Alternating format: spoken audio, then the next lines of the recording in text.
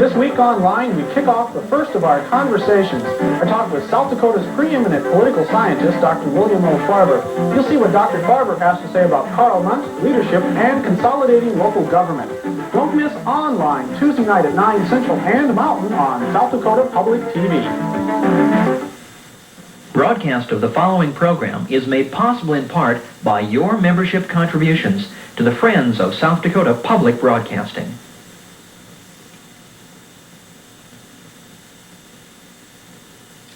For TV worth watching, stay tuned to the South Dakota Public Television Network.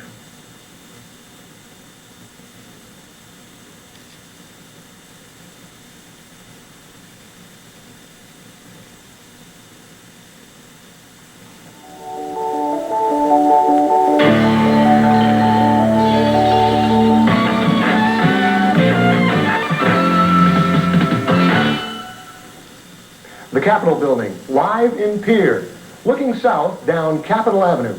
Live the Centennial finale. Thousands of South Dakotans have lined the street in 40-degree weather to watch the parade of the century.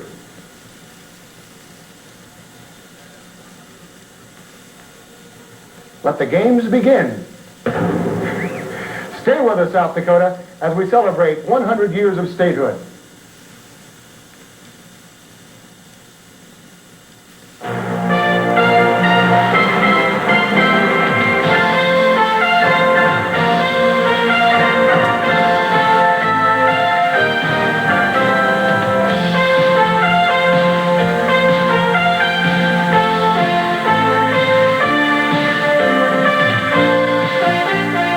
Broadcast of the Centennial finale is made possible in part with major support from Citibank, South Dakota.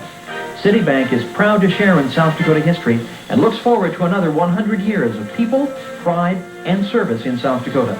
Thank you, South Dakota, for contributing to our success. Additional support is provided by South Dakota Cement, producers of Dakota Portland Cement, serving South Dakota and the surrounding states. Owned by the people of the state of South Dakota since 1925. By Zylstra Communications Corporation, providing cable TV service to Yankton, Vermilion, and Canton, South Dakota, Laverne and Worthington, Minnesota, and Orange City, Iowa. By Gorley's Pro Audio, for quality audio and video equipment for home and professional use, in Sioux Falls, downtown 6th and Main, and on 41st Street. By Media One Advertising Marketing in Sioux Falls, a full-service advertising and production services agency. Media One, ideas that work. And by the Friends of South Dakota Public Broadcasting, on behalf of over 17,000 families who support quality public TV and radio for South Dakota. Good morning and happy birthday. The atmosphere here in Pierre this November 4th morning can best be described as a blend of Christmas, New Year's Eve, Halloween, and the 4th of July. South Dakota, your capital city is ready for a centennial finale to put the cap on a year-long celebration of 100 years of statehood. We'll be here all day, live from Pierre, bringing the celebration into your home. And joining me in that pleasurable task is Linda Hansen. Hi, Rich. Hi, everybody out there in South Dakota. It's great to be with you. The parade of the century is just moments away. You saw the howitzer go off, and it has begun. We also have for you some gala events all through the day. The Capitol dedication and rededication this afternoon, and also beautiful balls, the Capitol Ball from the Rotunda and the Centennial Ball. So there's lots of dancing and music. Sit back, get comfortable. We'll be here for 15 hours of coverage with you live, and it's great to have you with us. Well, off across Capitol Lake behind us, the parade staging area is feeding into the parade route. The former governors who are in attendance today are meeting at the governor's mansion to secure their place in the parade. And moments before joining the parade, shared his thoughts with us. Governor Nicholson, what are your thoughts on this historic day? Oh, the thoughts are varied, somewhat emotional, but we've had a fantastic celebration of our centennial year, and this, the last day, the finale of the celebration, promises to be one of the best. I think the thing that has impressed me more about the centennial than anything else is the extreme pride that the people all over this state have shown in their individual communities and in the state. Pride by the people who live here and who are building their communities and watching changes take place. Pride in the people who are former South Dakotans that have come back to South Dakota, literally hundreds of thousands of them during this celebration. I think we have to also be very mindful of the fact that as we have celebrated the centennial year, those of us that happen to be here now, we have also thought carefully about the future and about our children and grandchildren by developing lasting legacies that 10 years from now, 25 years from now, we'll be able to recall our centennial celebration and point to some very positive things that we have done in terms of lasting legacies for future generations. Governor Nicholson, thank you very much. The parade is on its way. Well, we heard that howitzer boom, and of course the geese flew across the lake and made a tremendous noise and a beautiful spectacle for you. And we're off, and down at the reviewing stand are parade hosts Larry ROHRER and GENNA LOCKHAART. Welcome down to the parade. I'm GENNA LOCKHAART, and I'm here with Larry ROHRER, who is not Pete Eggert. Pete was planning to be with us here today to host the parade and is putting in a lot of long, hard hours, day and night, and as a result, this morning cannot speak. He has laryngitis. So Larry ROHRER will be with you. Larry, you grew up east of... I grew up just on the east part of Sioux Falls, and you grew up just on the west edge of Rapid City. So we meet today in Pierre, which I think is appropriate. East meets west on the Centennial Day. With a shot of the Capitol behind us, and somewhere between, what we calculate, between 2 and 4 hours of parade that'll come marching by. And Pete is a good friend, and I know he's disappointed he can't be here, but it's going to be, I'm really looking forward to it. It's going to be a real pleasure to see everything come by. And we had a chance to see, look through some of the entries that are going to be here. In fact, drive around and see them within the past hour, and there's going to be a lot of fun things to see today. We have the Clydesdales are coming by. We just heard a little while ago that the Clydesdales will be here. People from every corner of the state with all sorts of imagination and floats, and I think representing a lot of things that they do everyday South Dakota. And as the parade of the century, it's to show the diversity of the state, and I think we're going to see a lot of that today. Looking forward to it. Let's go back to Rich and Linda for a quick second. We'll be back in a few minutes. As soon as the parade comes by. All right, guys, thanks. A lot of parade to look forward to, and there is, of course, more celebration after the parade. We'll have highlights of the year's centennial events from all over the state. Then we'll broadcast live the rededication ceremonies of the restored state capitol building. Following that, the cutting of the centennial birthday cake. And as we continue our centennial focus, South Dakotans who organize their community celebrations will join us live to show what their towns did to celebrate this great century. At 6:30, we'll be getting ready for the first of 2 gala balls. That's this evening, and we'll begin with live coverage of the Capitol Ball featuring the University of South Dakota Centennial Orchestra. And then at 9 o'clock tonight, roll back the carpet and join us for the Centennial Ball featuring the 147th Army Band. The event is black tie optional, and I think I can get you in dressed as you are. All right? As we celebrate 100 years of statehood, we should reacquaint ourselves with a brief history of how we became a state. November 2nd, 1889, South Dakota became the 40th state to join the Union. A month before, in October, we had adopted a constitution, elected Arthur Millett, our first governor, and selected Pierre as our permanent capital. South Dakota's journey to statehood begins with Jefferson's purchase of the Louisiana Territory. We know that the upper Midwest was part of the Louisiana Purchase after 1804. By 1854, our state was part of the Nebraska and Minnesota territories. As Nebraska and Minnesota achieved statehood, the remaining area was organized as the Dakota Territory, March 2nd, 1861. Numerous requests were made by Dakota settlers from 1870 on to divide the territory into 2 states. But a Democratic-controlled Congress was reluctant to 2 states that were, for the most part, Republican. But statehood was necessary if Dakotans were to vote for their own officials and have a voice in Congress. When a Republican majority prevailed in Congress in 1889, the Omnibus Bill was passed. That admitted North and South Dakota, Washington, and Montana to the Union. The legislation to include these new states was called the Enabling Act, and it set forth conditions of statehood. All citizens of the new state would be treated the same, regardless of their race or color. They would have to uphold the Constitution of the United States and the Declaration of Independence. There must be religious freedom in this new state.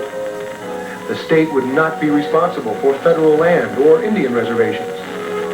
And that land owned by citizens from outside the state would not be taxed differently than land owned by South Dakotans. schools would have to be open to all children and be free from control by any religious groups. Land was set aside to be sold to fund the public school systems, and the land could not be sold for less than $10 an acre. Other allowances would be made for state institutions and township school districts. The parade is on its way down the street, and I would like to review just a little bit for you before we go to the parade. When it gets to us, we'll bring it right to you.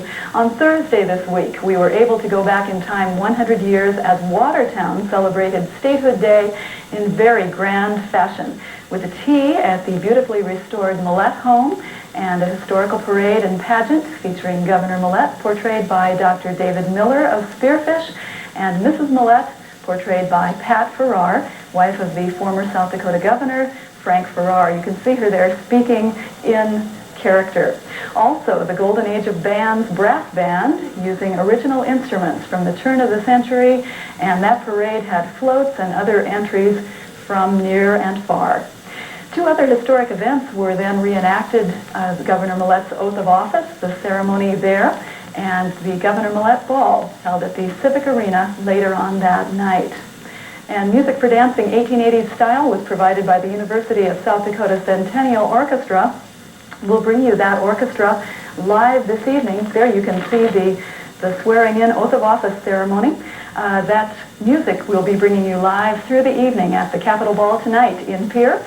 Statehood Day, a very special day to remember for all South Dakotans, and I know that especially the Watertown folk will remember it forever. It's nice to have joined them, and I know there are a lot of things going on yet today. We'll be getting back to the parade in just a moment. And as busy as they were in Watertown Thursday night, there is no question that the focus of the celebration has now shifted to the Centennial Finale here in Pierre. Friday morning, we had breakfast with the Pierre Centennial Finale hosts, and they decided Friday morning that it was time to get out of the way and let this thing happen. By mid-afternoon, we shifted into high gear with the official dedication of Dale Lamphier's fourth and final sculpture in a quad grouping down the Capitol Rotunda. We'll have more on that later. The governor also presented his awards in the arts, and it was a beautiful sight as hot air balloons lifted off from Hilger's Gulch behind the Capitol building from 3 till about 5:30 yesterday afternoon, about a dozen of them. And that led up to the formal dedication of the Cultural Heritage Center. We'll have a report on that following the parade. Friday evening's official events concluded with a command performance from South Dakotans of national and international stature. All in all, it was quite a day. Today will promise to be even more. Our 14 hours of live coverage will be available to you on video cassette. You can contact us at 605-677-5861 for more information. We'll have phone numbers and more information for you throughout the course of the day as to how you can get copies of the 15 to 14 hours of live coverage we'll be doing. Right now, let's run back down to the front end of the Capitol building and check on that parade progress. Gemma? It's on its way. It's coming down the street. They're a little closer. You can hear them coming up the street now. They're still a couple of blocks away. Something neat happened here. And it was about 7 minutes to 10. You know, just before the howitzer came off. Suddenly, there was like this buzz among the people, and we're waiting for the parade to come. Everything warmed up. That's right, Everybody started to buzz and the excitement. And talking to some of the band members this morning, they were, playing their trumpet in the street. Are you practicing? Warming up. Warming up. Two ways at once. The nice thing about it is everybody that's here, we're going to have a chance to visit with several of the people along the parade route as we go. Yes. Todd F. and Ginger Thompson will be along the parade route, talking with some of the people, not only near us here, but up and down the street as well. Parade, honestly, I can hear it. Hear the band? Back on its way. Can we get a view of it, a look at it? We're going to be starting off with the color guard, that's appropriately enough to fly the colors of our nation, right our after state, that, and the Centennial as well. An Army band, the Army band, 147th Army Band will be coming by, and they're quite a crew. We'll talk about them as they come by. You'll get to meet them a little bit and hear what they've been thinking as they've been working. In fact, as the parade opens, we're going to be seeing quite a number of National Guard and military-oriented displays, along with the former governors will be riding by as well. So we're going to see some of the dignitaries. And hear what they've been thinking. Yeah, I'm sure that some of them may be a little glad that things are going to wind down a little bit. But in talking with some of the organizers, not only the parade, but other events in the Centennial just the last couple of days, they're really I know they're tired. They've worked hundreds of hours, and they're ready to, they're getting excited again and getting that second burst of energy. was bumping horses for the day coming down the street. There are people here from all over the street. I talked to a little girl this morning who was in from Aberdeen just waiting. We'll go down to the parade.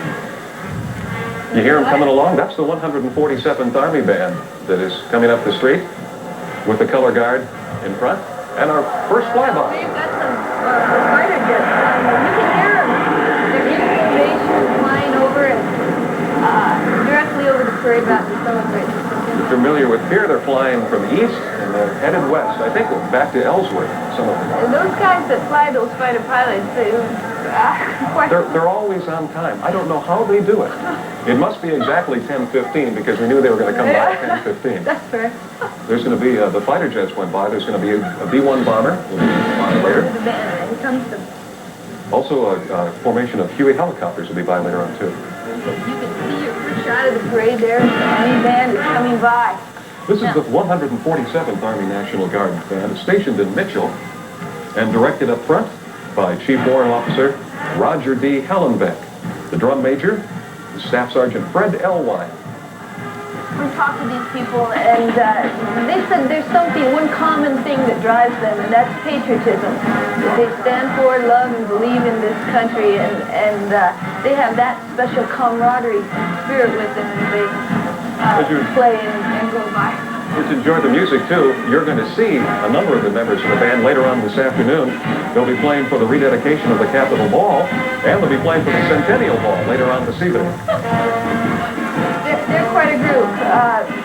They're from all around the state, really. They're based out of Mitchell, but they practice in a... Next, of course, is our Governor and First Lady, George Mickelson and Linda. Got to know him a little bit, you know? And when he was a young kid, he loved to read. And one of his favorite books that he read when he was growing was 20,000 Leagues Under the Sea. That was kind of interesting. There are a number of former governors that are here for the Centennial finale today. Former Governor Harvey Woolman. Frank Farrar, also on the way. The former South Dakota governor, Frank Farrar, one of the things he was joking, he said he got to do when he was a governor, he got a good night's sleep every night. That was... Along the parade route, as we mentioned, Ginger Thompson and Todd F. are with us as well. Good morning. Good morning, Gemma. Well, Ginger, here we are. It's been a lot of work all through the year, but... Yeah, over a year of planning has gone into this, and now it's finally happening, and we're really excited about it. We hope you are, too. We'll be on the street here talking to some people, getting kids' reactions and everybody's reaction to the parade. I don't know about you, Ginger. I'm going to be diving after the candy with the kids. I know you will be. And I might be fighting with them for it, too. Okay, well, we're having a good time. We're pumped up, and enjoy the parade, and you'll be hearing from us throughout the day. Larry? Thank you, Todd and Ginger. We're going to meet some of the people that are in the crowd. They said Pierre would probably grow by about 20,000 people today, and we'll have a chance to talk with some of those, the folks in the crowd. They're on the street. They're with the people as we're watching the parade, so we're going to get to see what people are thinking and feeling. Laura herself, riding by. Here's you heard that howitzer shot earlier. That's what made the noise. That is quite some equipment.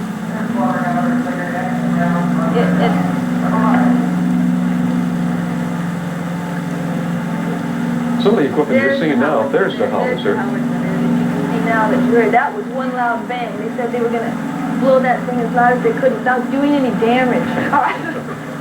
Some of the equipment you're seeing now is from the 139th Transportation Battalion in Brookings. This is an M915. You don't order this at your local car dealer. This tractor has 5 speeds with an automatic transmission. There's an M872 34-ton semi-trailer. This thing can go across 2 feet of water and travel 50 miles an hour as it goes by. You could cover some ground with that, wouldn't you? And the battalion, the 139th Transportation Battalion, is under the command of Lieutenant Colonel Eugene Bosted, who has everybody lined up in perfect formation, driving into your living room this morning. You know, when you see this kind of equipment coming by, Larry, don't you kind of feel safe? I do. I don't know if I want to be the Pierre Street Commissioner.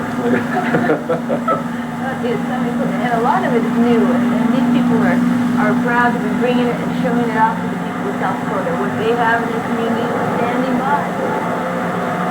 The Jets come by once again in another flyby. Just flying over again, celebrating this day, 100 years of statehood in South Dakota.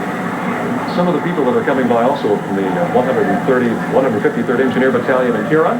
There's the 147th Field Artillery Unit from the Guard in Sioux Falls as well. You think about what this equipment can actually do, and these people know how to run it, work it, and defend. I know the Guard is proud to be out here too, because the people that operating equipment in many cases are there on their weekend, one weekend a month, and I know a lot of them are very happy. In fact, a number of these units have participated in some of the Centennial celebrations, probably in your towns, around the state this year. Look at the mother and child there as they watch what's going. Can you imagine what's going through that little boy's head as he sees this large equipment coming by? Well, there'll be a lot of great memories today. And for those, when tell those kids about we were there at the Capitol was restored and the Centennial Parade came by. What's one of the best things you love about a parade? Everybody is at their best. Everybody they're excited about being there. I was in the Hobo Day Parade a couple of times up in Brooklyn, and it's fun. It's a lot of fun. I love the band, and especially when the drums come by, the way you can feel your heart beat when those drums come by. You can feel it go right through you. I love it. We'll go back down to the street now and look at some more of this equipment that's coming by. There, take a look at that. Those tires are about as big as you can stand. You could all painted and camouflaged so that they cannot be easily seen from the air when you're out in the woods. It's all camouflaged. This is all part of the Engineer Battalion, Company B, the 153rd, that you folks in Madison, South Dakota are familiar with. There's a tractor, the road grader. A lot of the equipment, of course, is on standby to be used in a case of an emergency around South Dakota.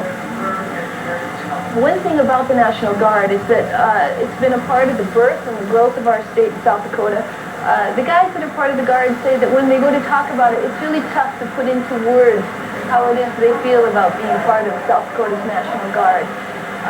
Mainly these men are people who live and work in communities around our state. So it's not like an outside force. These are people that are integral part, day-to-day living in towns and cities all around South Dakota that are here, part of the South Dakota. Well, we make a contribution, and there are a lot of people doing it in different ways, and there's one rare way that the Guards are very proud. They're real happy to be here.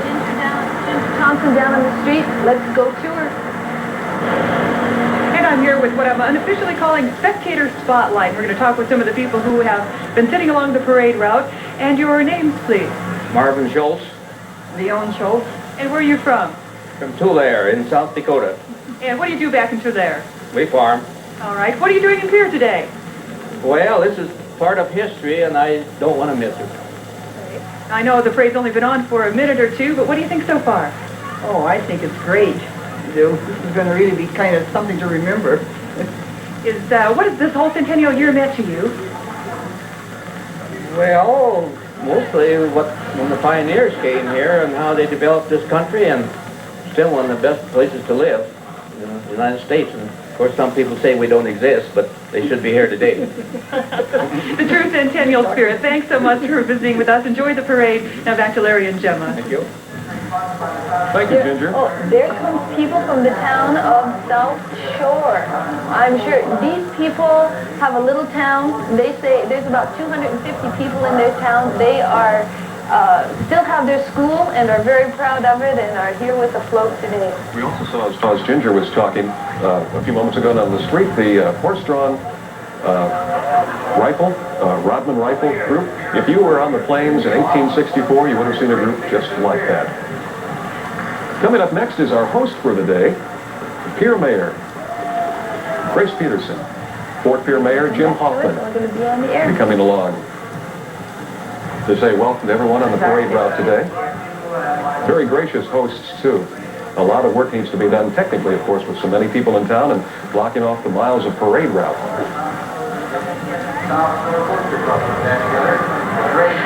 Throughout the day, people are going to be joining us here as Larry and I sit and watch the parade, and Rose Wendell from the Pierre Easter Seals is here. This is your 50th year?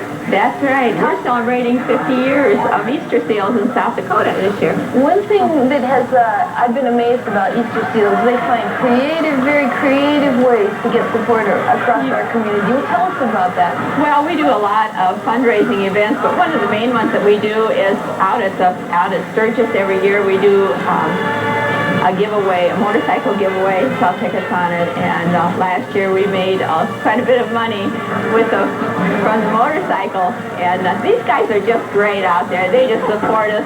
The Abate Society has just been super. These guys with tattoos and chains and Easter seals in the middle. That's right. When people give to Easter seals, let's just quickly talk about what does that mean? Where does that money go? Well, most of the money stays right in South Dakota, but we help people with individual assistance like wheelchairs, crutches, quad-caves, anything that they can't purchase themselves, medication, transportation. When there's no other place to get help, we try to help them. And then we have a respite care program throughout South Dakota. What are you feeling today as the parade goes by? I'm just so proud of South Dakota and Pierre. This is just great. It just makes you want to stand up and cheer. It's definitely a celebration. Oh, it's sure is. It's a party in the air here. Pierre's been working on this a long time, and all the excitement has finally come. It's just great. Washington's school marching band has also come by. There's Joyce Hazeltine as she goes by. You know, I gave Joyce's office a call. She wasn't in, but we passed the phone around, and the people who work with Joyce Hazeltine really respect her. They say she's quite a leader, very money conscious, and it was pretty impressive thing to hear that the people who work for that lady really respect her. Also got a quick look at former Congressman Frank Denholm a few moments ago as well. Tell us a little bit more about Easter seals. Well, we have a respite care program that it covers the whole state, and that is where we take care. We send trained individuals into the home to take care of handicapped children so their parents can take a break from the constant 24-hour care. Well, that's really important too, isn't it? It is. It gives those parents a chance to revive themselves a little bit and go back for the next long haul. Some of these kids take just lots and lots of care. It's a 24-hour job, and you couldn't keep them at home if you didn't have some sort of break. I think until you really do that, it's hard to understand how important a break really can be, isn't it? That's right. The parents, they praised our program a lot. Let's take a look back around and see what's happening with the parade. Okay. We've seen a float come by from Black Hills State University. Also, the winter float competition from Storm Day. Parade held October 7th. City of Pierre's giant cake. We've also had the Delta Dental Plan of South Dakota with their logo, the Delta logo. Let's go to Todd down on the street. He's got somebody. Todd, what you got down there?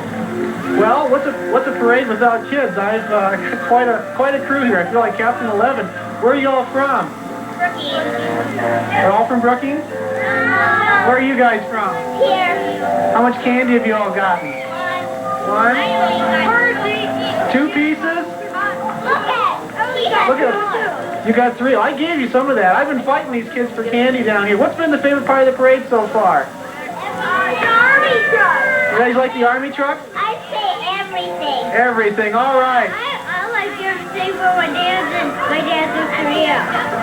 Okay, well, I'm glad you guys are real lucky. This is a lot of fun. I remember all the parades I went to as a kid. Gemma, Rick, we're having a great, Gemma and Larry, we're having a great time here. Back to you.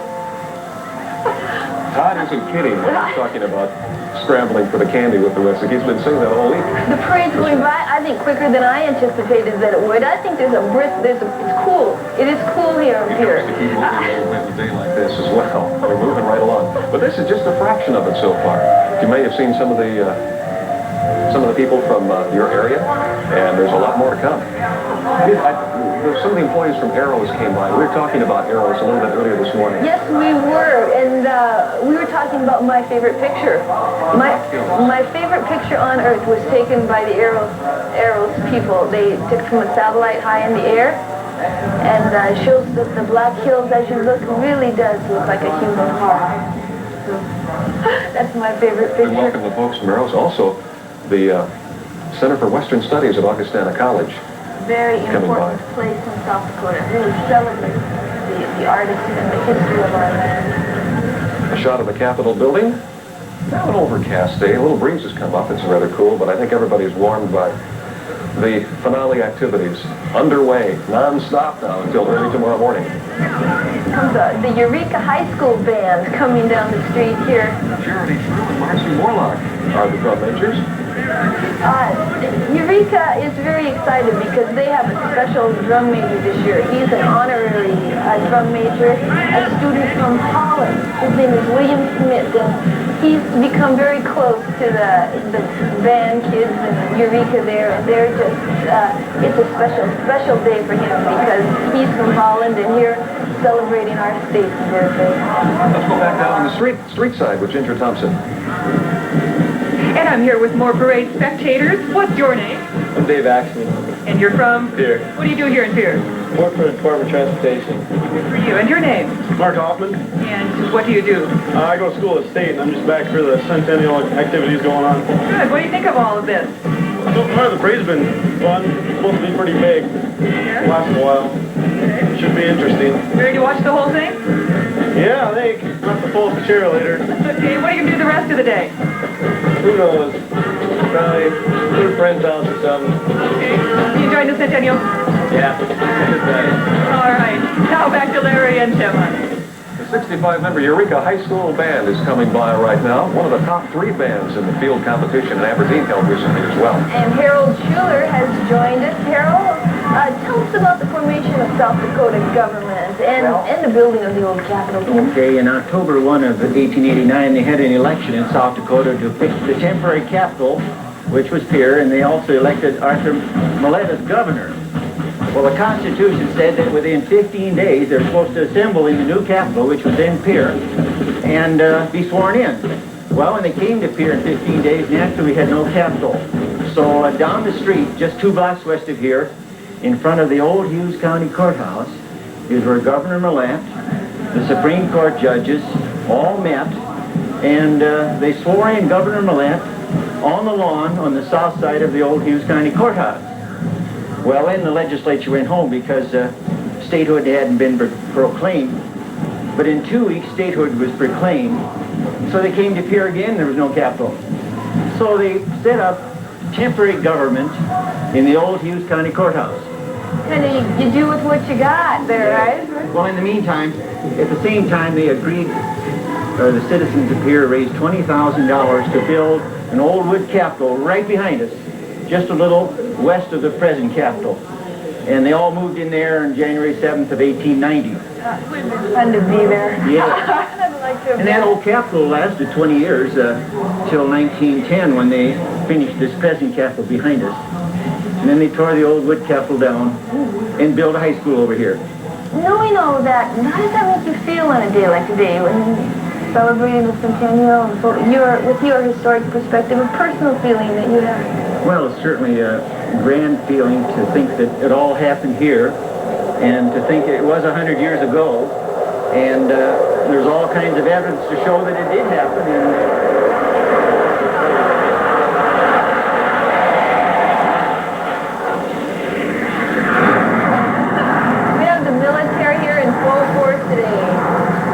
from our Air Force.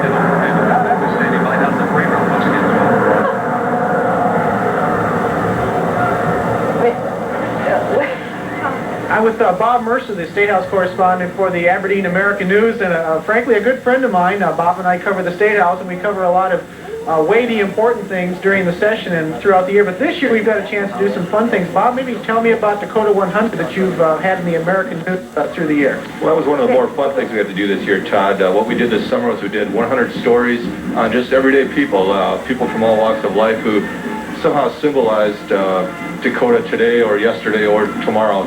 Everyone from Peter Norbeck and what he stood for in the state to young people today, grade school student. Is there any one story you've worked on that sticks out in your mind? Well, probably the best one was the Norbeck story. I went up to Redfield and took a look at the community that he came from and how they were looking at him in retrospect. they're signaling us here. I don't know if that means anything, but It does, Bob. You don't know about television. Back to Gemma and Larry. Thanks. You had 45 people. Thank you, Todd, and thank you, Bob. As the Andy's band is coming by here, we'll talking with the author of the South Dakota Capitol, Harold Schuler. We talked a little bit about how the old Capitol was a wooden one, the one the men started in the beginning. Tell us a little bit about the Capitol we have today. Well, in following Pierre winning the temporary Capitol in 1889, they had a fight for it again in 1890, and they won. Well, they stayed over here in this old wood Capitol for almost 20 years, but in 1904, they wanted to move the Capitol to Mitchell. And after a long-fought election, Pierre won again. Well, they said at that time, we're going to build a stone Capitol to stop these Capitol fights. So the legislature in 1905 agreed to build the Capitol that we see behind us. They started in 1905, and they got the basement done, and they spent 3 years arguing whether they should have in-state stone or out-of-state stone. But finally, they dedicated the cornerstone in 1908, and the building was finished in 1910, as we see here today. Well, did they go with in-state stone or out-of-state stone? Did they go with in-state stone or Well, they out-of-state? finally settled on out-of-state stone because it was still cheaper than in-state stone. Yeah. So the only stone from South Dakota in the building is the Hughes County boulders for the basement and bricks from Fort Pierre. And if anybody hasn't been by the Capitol in a few years, take a look at the restoration. Well, it was completely restored under the Bill Janko administration, and they did an outstanding job, and they ought to see it. We have the Pierre Junior High School band coming by. Now, this is really special, and I want to talk about it for a quick second. These kids have marched together for the first time this morning. This Pierre band as they're coming by. And I think that's really something. They were excited. This is one of the biggest events in their lives. Are we all done? I'm done? Oh, excuse me. Hear that music? 7th and 8th and 9th grade, 181 members. So they were practicing when we were here yesterday morning on the street. It's the first time they've ever been in a parade. They were pretty nervous. It would be something if the guys that built that Capitol a long time ago could be at this parade today. Yes, it would be something. Olson was the contractor, and of all things, I got a letter from his granddaughter here a year ago from California. Wanted to buy this book on the South Dakota Capitol, and I was so impressed to think that one of the grandchildren is still alive, and I hoped that she could get here for this event, but I guess not. So. Well, and that's something about South Dakota, too, that the people from long ago aren't here, their family still is here, and that we are people that are here generation after generation on the land in South Dakota. So that's... On the parade route,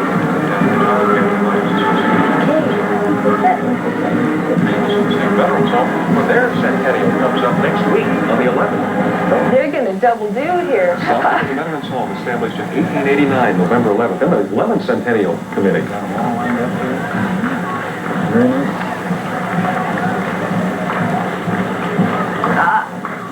We're going to go to Ginger down on the street. Ginger, what's happening down there? Well, we have some more spectators enjoying the parade that we're going to talk to now. What's your name? Reed Youthy, And you are from? Watertown. And what do you do in Watertown, Reed? I teach 4th grade in Watertown. All right, good for you. And what are you doing in Pierre today? Oh, I came out for the festivities. Centennial comes once every 100 years. I said, better take it in, I guess. So. Good idea. What do you think of the parade so far? Oh, I think it's great. It's really good. Good. All right. And your name and where you're from? I'm Steve Stoffer, and I'm from Pierre originally. Now I'm a freshman at Augustana College. And what are you studying, Steve? Music education. And what do you think of, well, if you're studying music education, what do you think of all the bands? Oh, great. It's kind of nice to see my old band marching right past me. So. You were in the Pierre Marching Band? Yeah, I was. Good. Okay, well, continue enjoying the parade. Now we'll go back to Larry and Gemma. The Winter Chamber of Commerce with a huge birthday cake by, and your picture a few moments ago. Cornucopia with from the Pierre Flower Shop. We've got the James River Navigation Company coming by with a ship. Obviously a ship and lots of balloons. Look. This is the paddle wheel boat, the steamboat.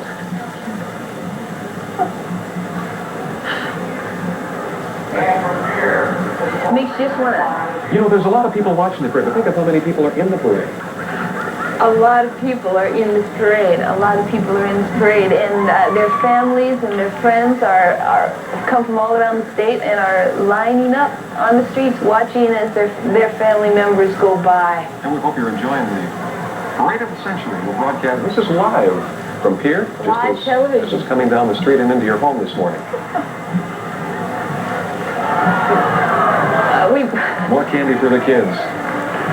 Candy. Candy was one of the best things about a parade, no? Here comes the Spearfish Band. Oh, we're out near your home once again. The Black Hills. It takes a lot of work, not only to get ready to be practiced, to march, to play in time as you're walking up the street, but money was raised by the students through fundraising to help be here today. We've got Todd down on the street. We're going to talk with an interview. Todd, who you got? That's right. We have some more young spectators, some kids. How you guys doing? Good. Where are you from? Pierre. What do you think of all this? Fun. Got any candy? Yeah. How much? 1 piece. Is this your sister? Yeah. What's your name? Amanda. Amanda. How do you like the parade so far? Fine. Did you like the horses when they went by? Is this your brother? What's your name? Josh. Hi, Josh. How you doing? What have you liked so far? Everything? Okay, that's great. Well, we're having a good time here on the parade route. Back to Larry and Gemma. Everything is a good word, boy. Everything is a good word. With the Spearfish Marching Band, they come by here. These kids have raised their money through the Passion Play. These are the Spartans from Spearfish. They also, I saw a little bit of, they also have the Horseshoe Championships. And Corvette Rally. A Corvette Rally every year. Boy, Corvette lovers flock. I'll tell you. Wheels of all sorts roll through the Black Hills, of course, every Sunday with the rally. The colors there as they go by. We've got maroon and white, gold trim all around the hats. I love the feathers on the top. Don't you? Oh, they sound great. Let's listen to the music. Look at those stuff.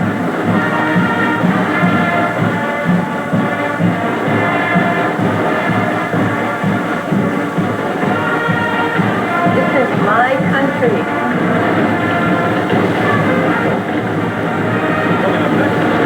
Chapter from Sioux Falls. The abate members work together to promote safety, and they're rated in the top 3 safest states for motorcycles. Abate drives the Better Motorcycles image as well. They do a lot of charitable events.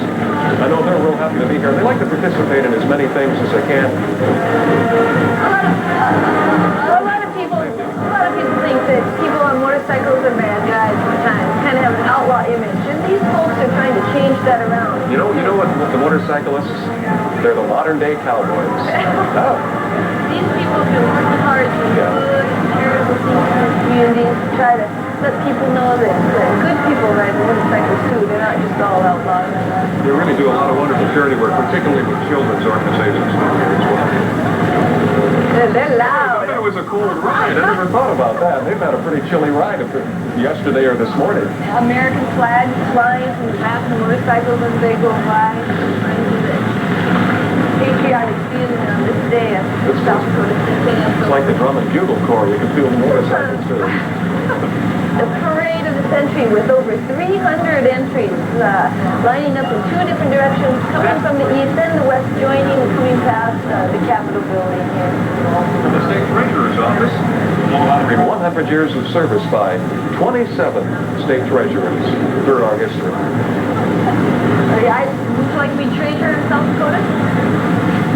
I'll just work with my checkbook. That's fine. Next, the American Legion Auxiliary. Pick up with ladies and flags in it there. Centennial flag is there. I really love the American Legion Auxiliary. These ladies are involved in helping young people across our state find out, become familiar with, feel good about the government that we live with in the United States and South Dakota. There's so many anniversaries that are prominent this year, and it's their 70th. The auxiliary celebrating their 70th anniversary. People doing things for a long time and being proud, happy, glad for it. Yeah, people here have to be pretty proud too. You bet. You know, something that I felt is the friendliness of the people in Pierre is really evident, and let's take a look at what's happening down the street. Ginger's back with us. Ginger Thompson. I'm here with Mary Mooney from Sturgis and Nola Bell Elvison from Faith. And you came here this morning for the parade, is that right? Yes, ma'am. And what are your thoughts about the whole Centennial event? Oh, it makes you feel really good.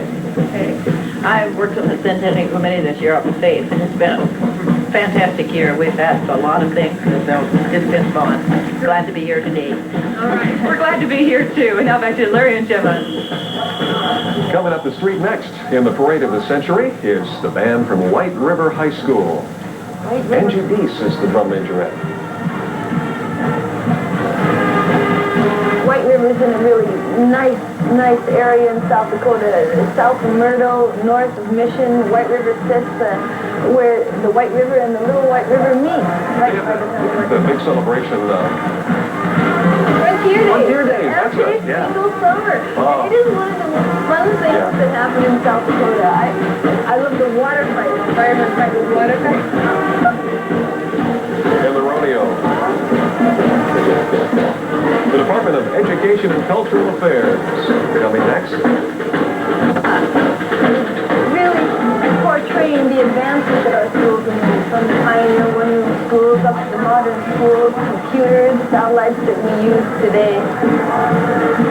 We got an interesting look at South Dakota there. Changing our quality of life. Department of Natural Resources. Also, employees are on hand from the Water and Natural Resources Department.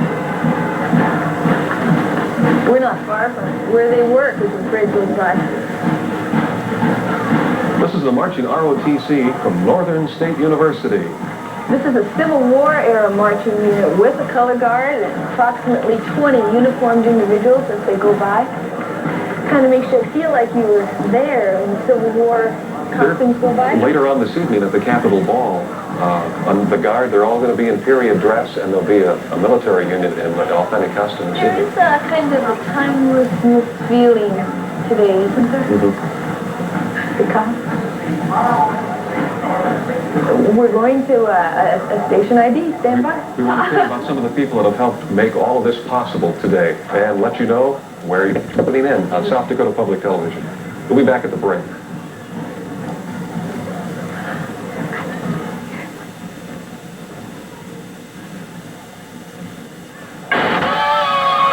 America shows its colors on PBS. It's a sparkle and a shimmer, a quality that shines. We'll make you laugh, we'll make you smile. We'll touch your heart, make each moment worthwhile. Because of you, it's who we are, so keep your eyes on us. We worth watching, South Dakota Public TV. Celebrate the century. You are watching one of the 8 stations of the South Dakota Public Television Network. Broadcast of the Centennial Finale is made possible in part with major support from Citibank, South Dakota. Citibank is proud to share in South Dakota history and looks forward to another 100 years of people, pride, and service in South Dakota. Thank you, South Dakota, for contributing to our success. Additional support is provided by South Dakota Cement, a proud sponsor of the Centennial, representing the people and the spirit of South Dakota throughout the Midwest. And by the Friends of South Dakota Public Broadcasting, on behalf of over 17,000 families who support quality public TV and radio for South Dakota.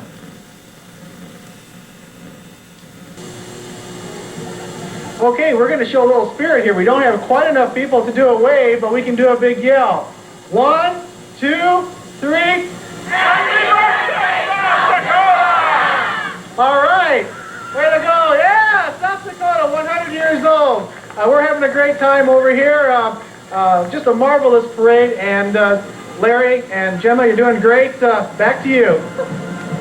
It is a birthday party, isn't it? Todd's going to run across some pretty unique people and celebrating in different ways today. It's going to be fun. I know he's having a good time.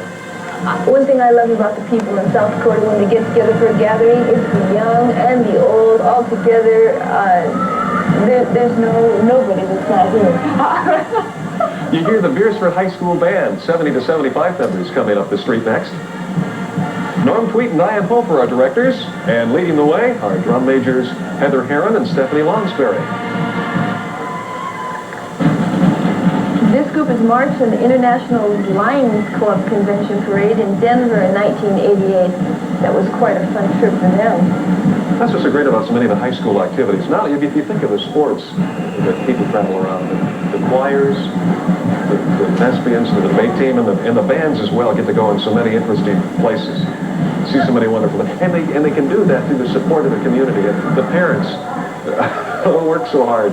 Some of the younger bands, this is one of the biggest trips that they've ever made. So it's something they're going to remember for a long time to come. They're really excited. Okay, everyone in Lincoln and Union County, let's enjoy the sound of your hometown Beersford High School Band.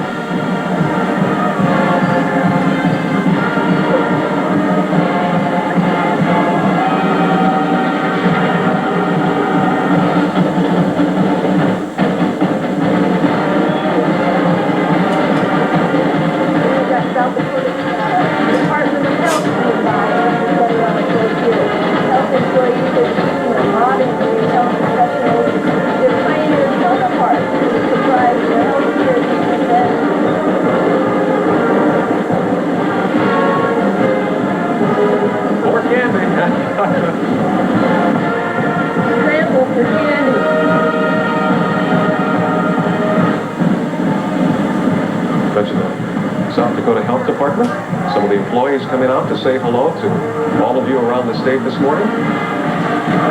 I saw the Girl Scouts are coming up shortly, too. I saw some of the Girl Scouts this morning. This is one of the longest trips they've ever made together, and we're so excited to come. It's interesting with the Girl Scouts. Lakeside Dairy. We've got...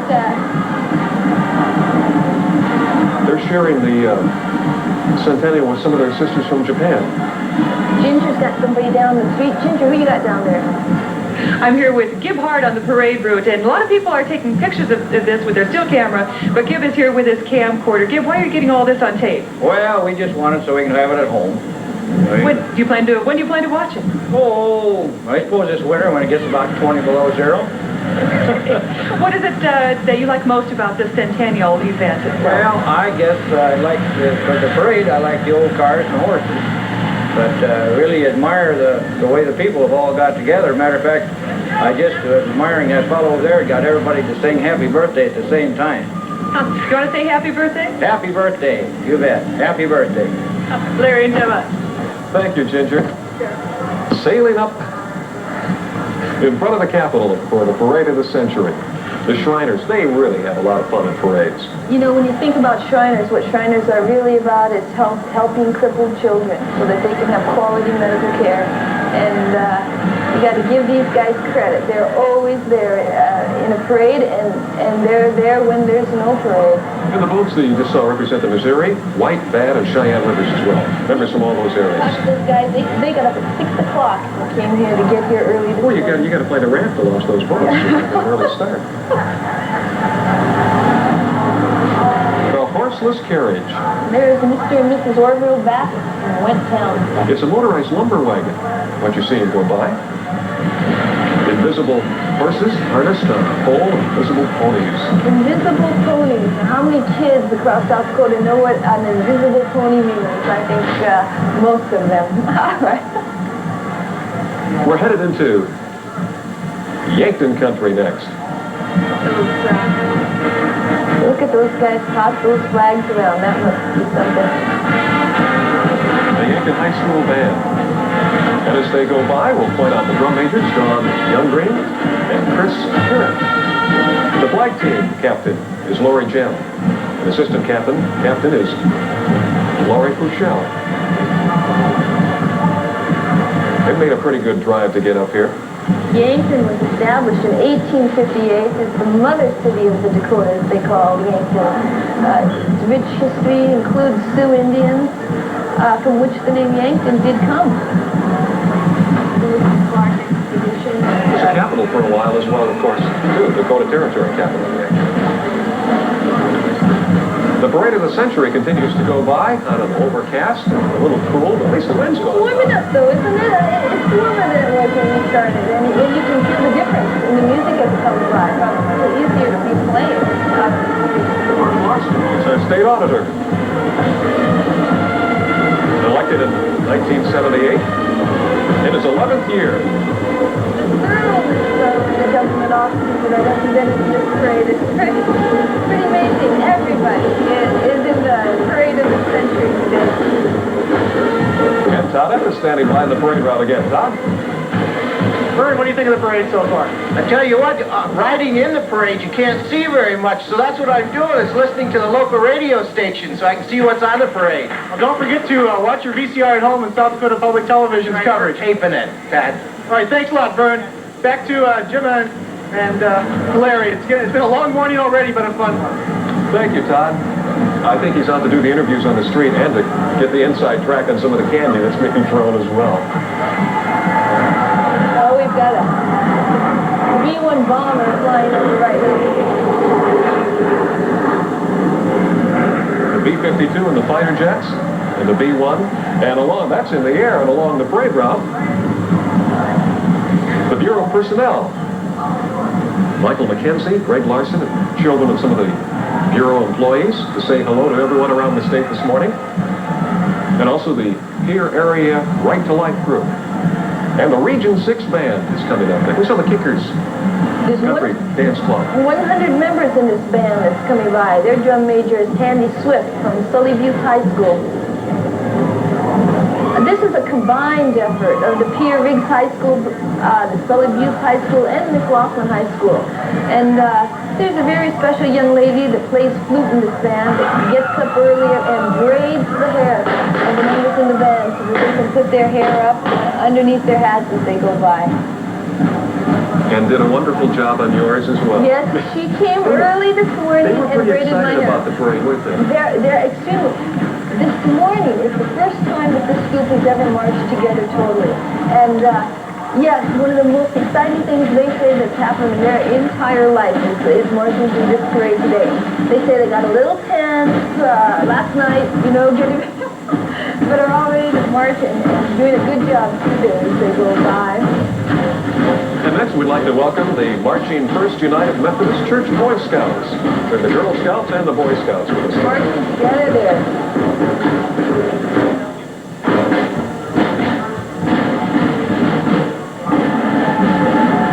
Coming up next, the South Dakota American Legion Auxiliary once again, the commander's car.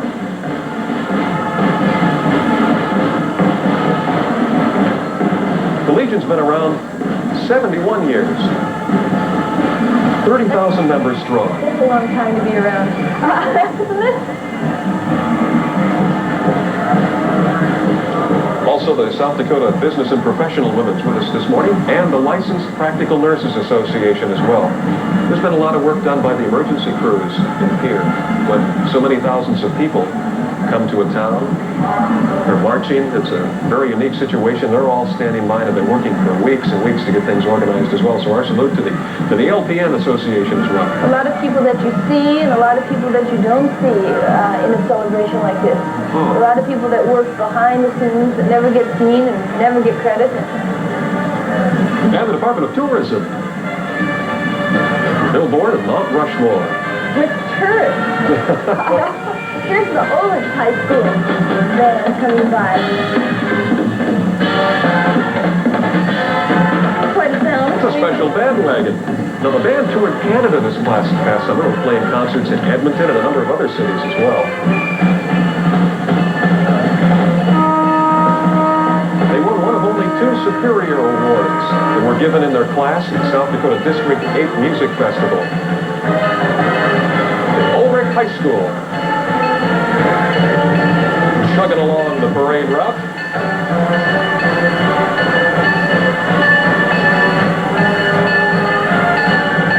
And a special welcome to the state commander, the BFW. Also the Society of the American Legion with a locomotive and more treats for the kids. Now we talked with Rose from the Eastersfield Society a little earlier this morning, and we'd also like to Welcome the Easter Seal Society of South Dakota with their float. Convertible with the Easter Seal poster child. Money inside, more candy for the kids. Some of the folks you can see have set up lawn chairs along the parade route. They're doing that all over the city. There's a large circle around us with the east and the west routes going, and there are lawn chairs. And folks, of course, standing and huddling together to keep warm as well. How do they do that? I don't know how they do that. I've always wanted to do that. Be able to cruise on a unicycle. I have trouble with two wheels. Get a shot of some of the people along the parade out there, and a little guy running. Remember that? We wanted to run across the street and beat the float before it went by. Some of the staff members from the Box Elder Civilian Conservation Corps, their floats built by the students at the center there. And they're celebrating an anniversary as well, their 25th. Northern State University Band is coming up the street next. From Aberdeen. More of the crowd from Aberdeen with us. They performed for the Minnesota Vikings and the Broncos. And the Winnipeg Blue Bombers. 10 professional appearances in the past 12 years.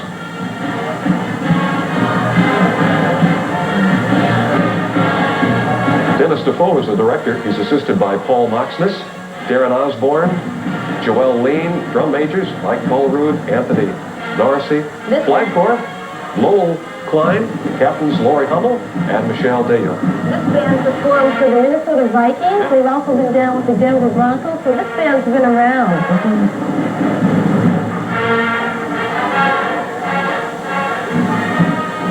Salute from Aberdeen.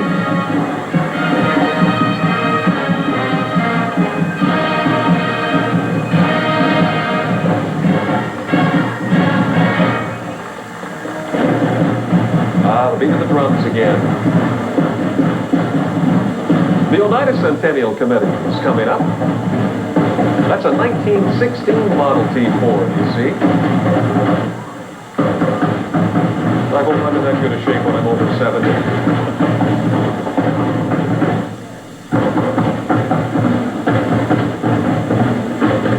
Kept been jumping around in different sections of the state. We had some of the bands from the southeast, the Oneida area, and further out to the north and east, Aberdeen, Northern State University.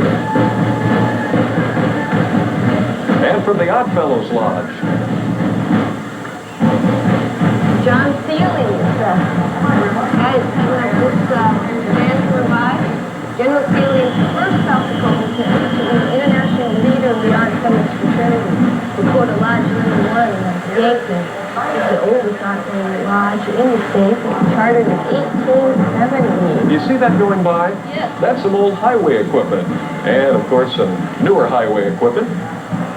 Things have changed a little, haven't they? Boy, changed a lot, huh? Jan Miller's driving that road grader. I didn't know there was a competition. It's a 1988 champion road grader. Why not? It takes a lot of talent to operate that. And we're all going to be very thankful for all the work they do. What it feels like. I'm going to find Jan after the parade after. What it feels like to drive one of these. There's an 86 Oshkosh snowplow, Greg Brock at the wheel. There it is. We're going to be happy to have them around in the next few months.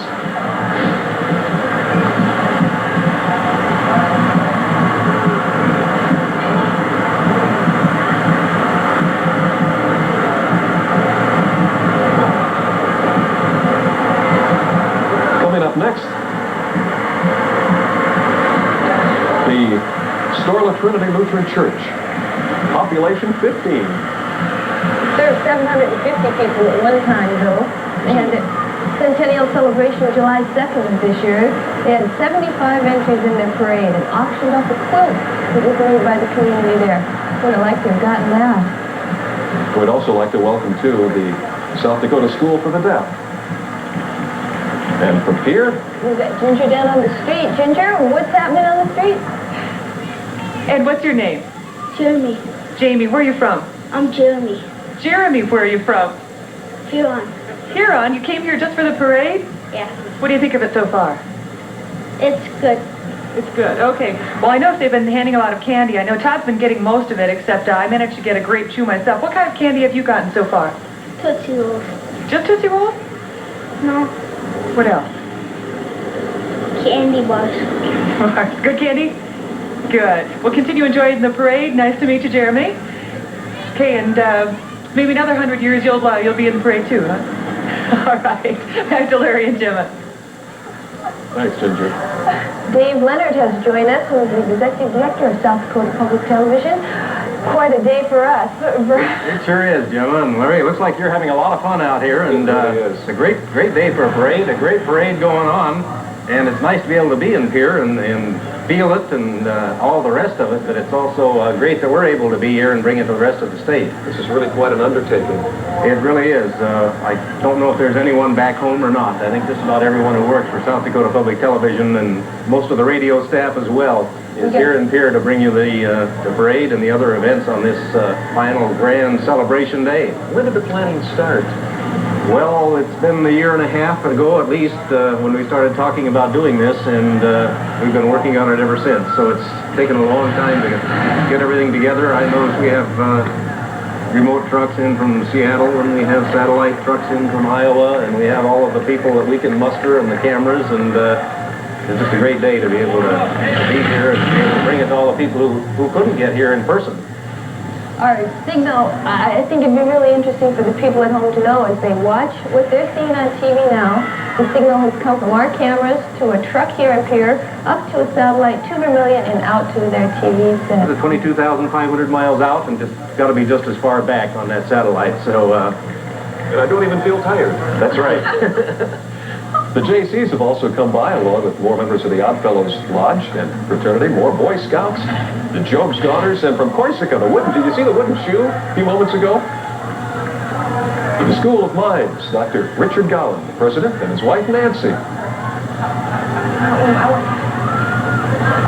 We're talking a little bit about what it takes technically to put it together, but Todd is on the street. Well, he's stopping the parade once again. Todd? Yeah, I'm with Jim Larson and Shelley Stingley, two people largely responsible for what you're seeing. Jim, what's your thoughts today? Oh, it's wonderful, Todd. We're just delighted. The crowds are good. The weather couldn't be better. It's just a great day in South Dakota. And Shelley, I know you've, this started with the Bush thing for you back in September, and you've done a great deal of planning too. Tell me a little bit about the logistics before we back this parade up any farther. It's been fun. It's been a lot of fun to do. Okay, well, thank you very much, and let the parade continue. Thank you, Todd. Shelley and Jeff have been working pretty hard. Hundreds of people have. That's what's so amazing. And then to see it all again with the crew going 18, 20 hours yesterday to bring it to you. Hundreds of people, hundreds of entries in this parade today. We talked a little bit about technically what that means. What kind of personal feelings do you get on a day like today? How do you feel about South Dakota's birthday? Well, it's just a very exciting time. It's I've never been in any place where there was a 100th anniversary before, so this is really neat to be able to be part of it and see all of the people coming together and all of the parade floats, and you know, everybody's out there trying to sell something in a way, but since everyone's doing it, well, it all sort of equals out, doesn't it? I think that's kind of right. I think that's right. A salute to the past as well as thinking to the future. That is something that struck me as... You know, we can't just salute the group that helped get things started. That's so important. It took a lot of courage to push from territory to statehood, but everybody here today has made their contribution over the past few years to the past 50-plus years. Did you see the images of the pioneer movement going by on the street below? So many different personalities as well. The Goose-mobile by a few minutes ago, that big balloon basket. Lester and Irene Schleibel in their antique Buick. We have more Shriners coming up. Horse-drawn carriages, is that the night? Is that our Clydesdales? What? No. There we go.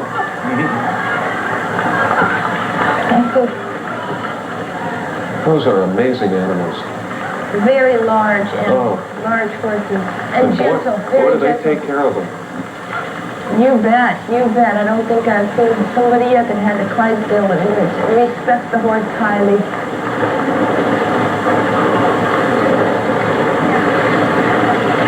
You know, people in the wagon there as they're going by. Got pauses in the parade happening here. You can see it in front of our cameras that some movement has stopped. People are greeting one another. Part of the wagon train. I'm still amazed by how far they went this year. You know, when you talk about the Centennial wagon train, some of the detail of it, there were a lot of whiskers that were grown over those miles. There were a lot of beards that came, and those guys went miles and miles. And they serve a purpose. You bet. Keep your face warm. You bet. I have a special place in my heart for the Centennial wagon train because my father was on the West River wagon train the entire way, and we kept touch daily as they went by and listened to the stories around the campfire at night. Ginger's back on the street once again. Ginger? Great, so we're going to make this a quick interview. I'm here with the Budweiser Clydesdale team here. Tell us a little bit about your entry in the parade. Budweiser distributor from Sioux Falls. Can you tell us a little bit about these horses? Well, it's just Clyde. Okay, where are you guys from? Sioux Falls. Sioux Falls. Okay, what do you do there? Work. Okay, having fun in the parade? Yeah. All right. Keep having fun. All right. Thank you, Ginger. The Clydesdales, beautiful animals. And welcome to those folks here in Pierre with us today from Sioux Falls. Around the other way. Come through here. Let's bring her table. We have members of the Shriners from Aberdeen that will be with us. Oh, there goes a baby on that wagon. Marvelous. More members of the wagon train as well. The South Dakota Farm Bureau representatives.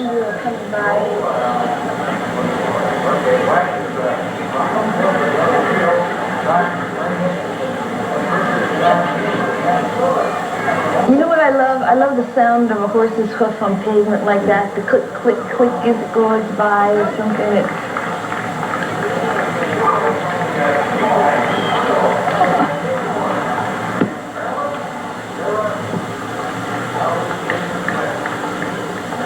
This has been quite an undertaking. I know it's a project, David, that's been underway for public television for quite some time, and it's opened up some new experiences with the satellite communications, and I think there's been talk, hopefully, of a number of ways when South Dakota Public Television's service to South Dakota will be changing and expanding in the future. Well, we're starting to look to the future, obviously, and there are going to be a whole lot of things that happen in the future, which is going to make the education part of public and educational television even more evident than it is now. The fiber optics are going to offer new opportunities to schools, and the satellite, of course, does, and the programming here on the channels that you watch every evening and during the day if you're in school. So, yeah, there are going to be a lot of things happening as we move into this second century in South Dakota.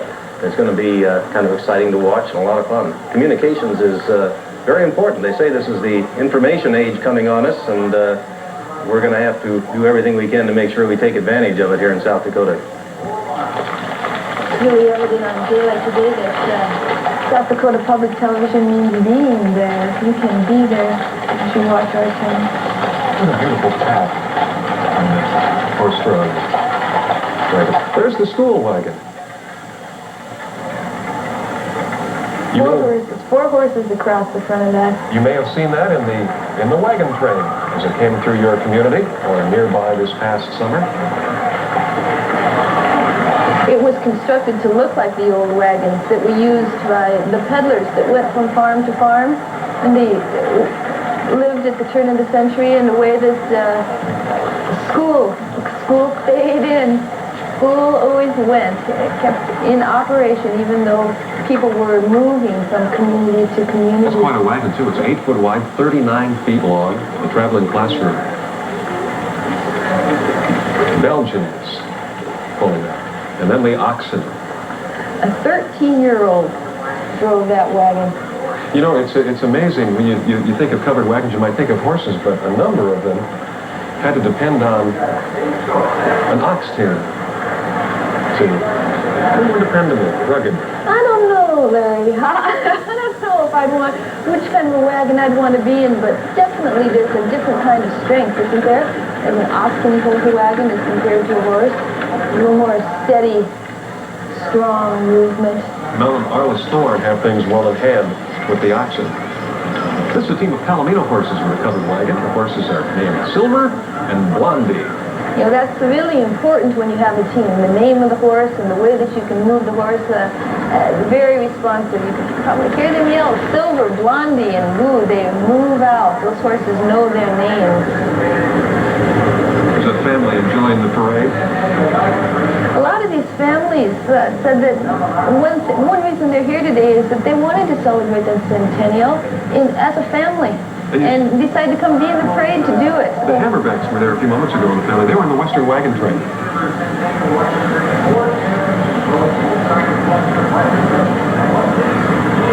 Gerald and Francis Bachman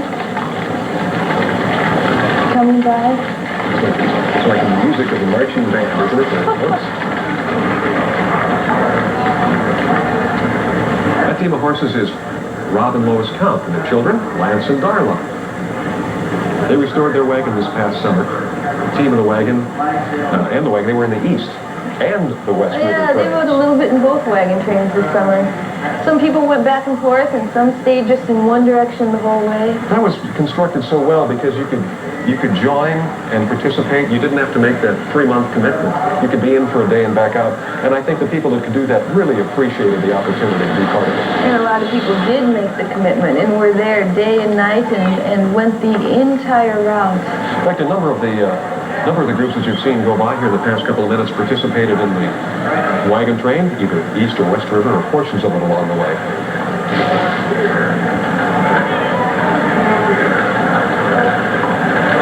Here's a horse-drawn wagon coming. This is we have music. Our friends from TOMSON came by just a few minutes ago.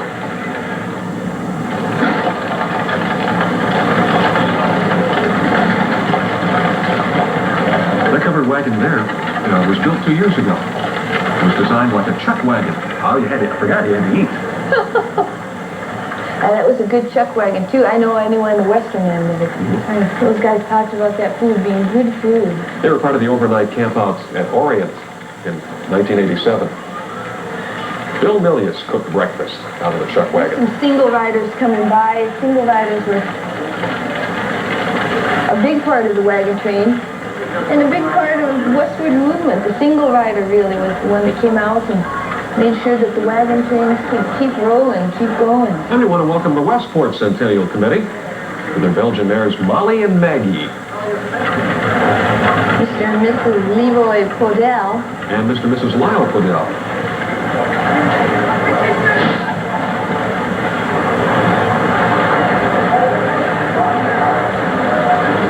A quick look at Joe Thorne,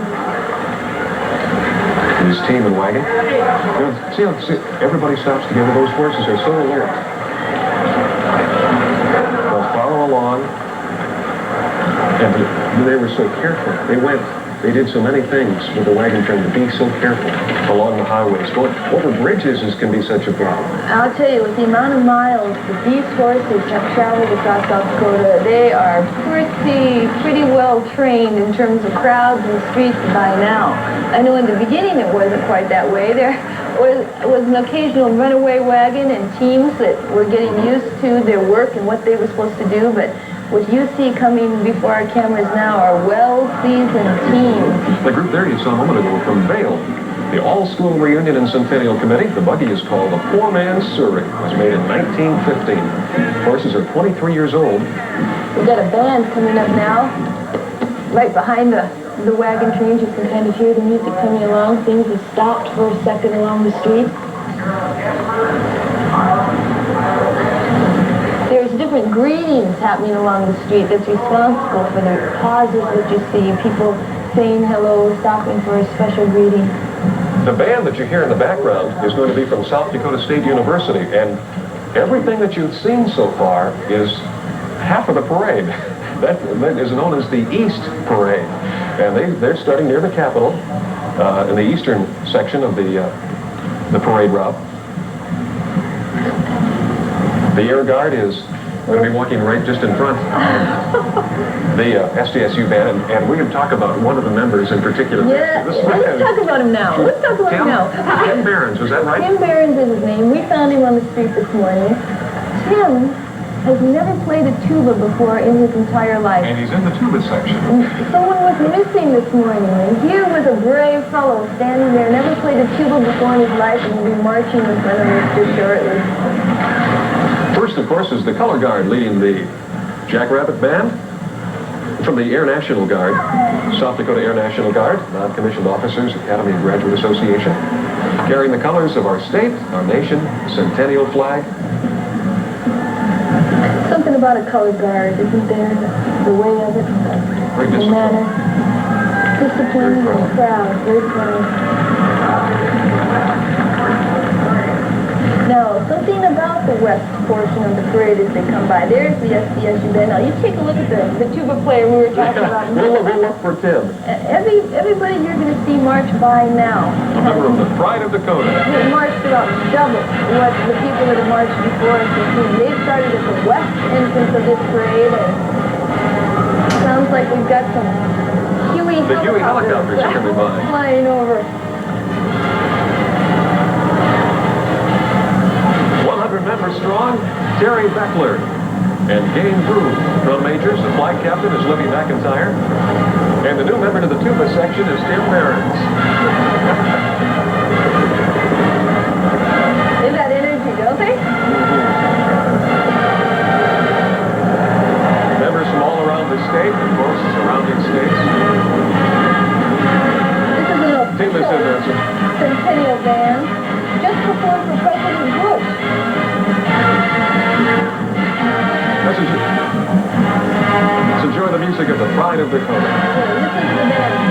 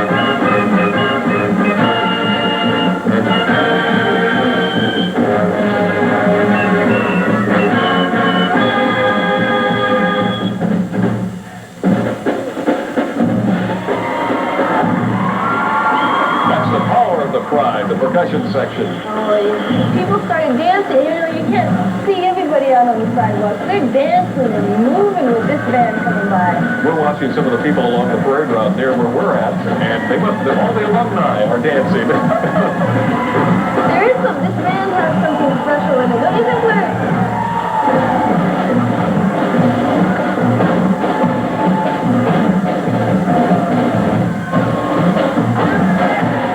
There he is. There's Tim.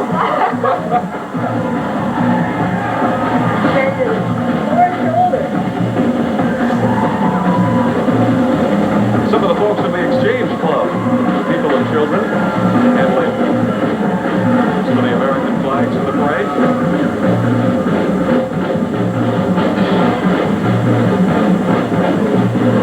we got horse and riders coming by?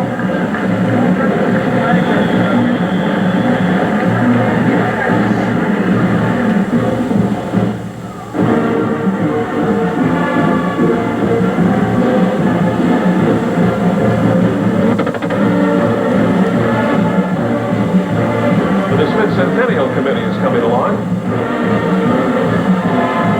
We're coming out, yeah, you can see our man Todd F. getting ready in the street to talk to someone. Todd F. is down there. Ginger and I are both here, some fellow Brookinsites, President Wagner and Senator Wagner. What are your thoughts today? Well, we're just awful happy to be here to help the finale celebration for the state's birthday. As you know, SDSU has got 8 units in this parade, and we helped kick off the Centennial on February 22nd with the showing of the Yellow and Blue Review, the South Dakota Proud, right here in Pierre. So it's good to be back as it comes to an end, and we're proud as the state's land-grant institution to be serving the whole state of South Dakota in a share in this celebration. We got our Student Association President, Kelly Tischer, and Julie Jenstead, who's our Student Association Vice Chair, and our Grand Puma for Romo Day. Well, I guess we got to get you going. Thanks a lot. Thank you. Thanks for coming by. In memory of Barbara Reiner, that's really something when you remember when to come before you. My old friends at Bumblebee and the Hobo Days Parade. We've got an airplane loose on the street.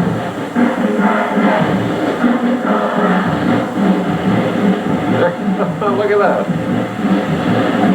We've even turned the Centennial route into a runway today. Another one of the delegation from South Dakota State University. By the way, the Alumni Association from SDSU won the Most Beautiful Float Award in the 1989 Hobo Day Parade. So we're going to congratulate all the folks in the Alumni Association. This airplane that you see here is called the Wild Hare. H-A-R-E. It's used largely for recreational and short-range observation purposes. You go by. From the SDSU College of Engineering from that aircraft. We just meet some Pierre this morning. Some more folks who are Brookings natives as well. Folks at Daktronics. The Centennial Scoreboard. South Dakota 100. That's the score.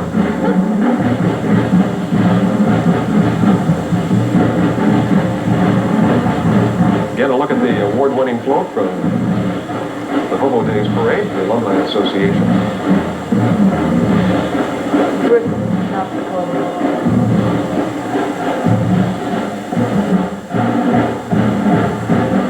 See the red sweatshirts in the pictures?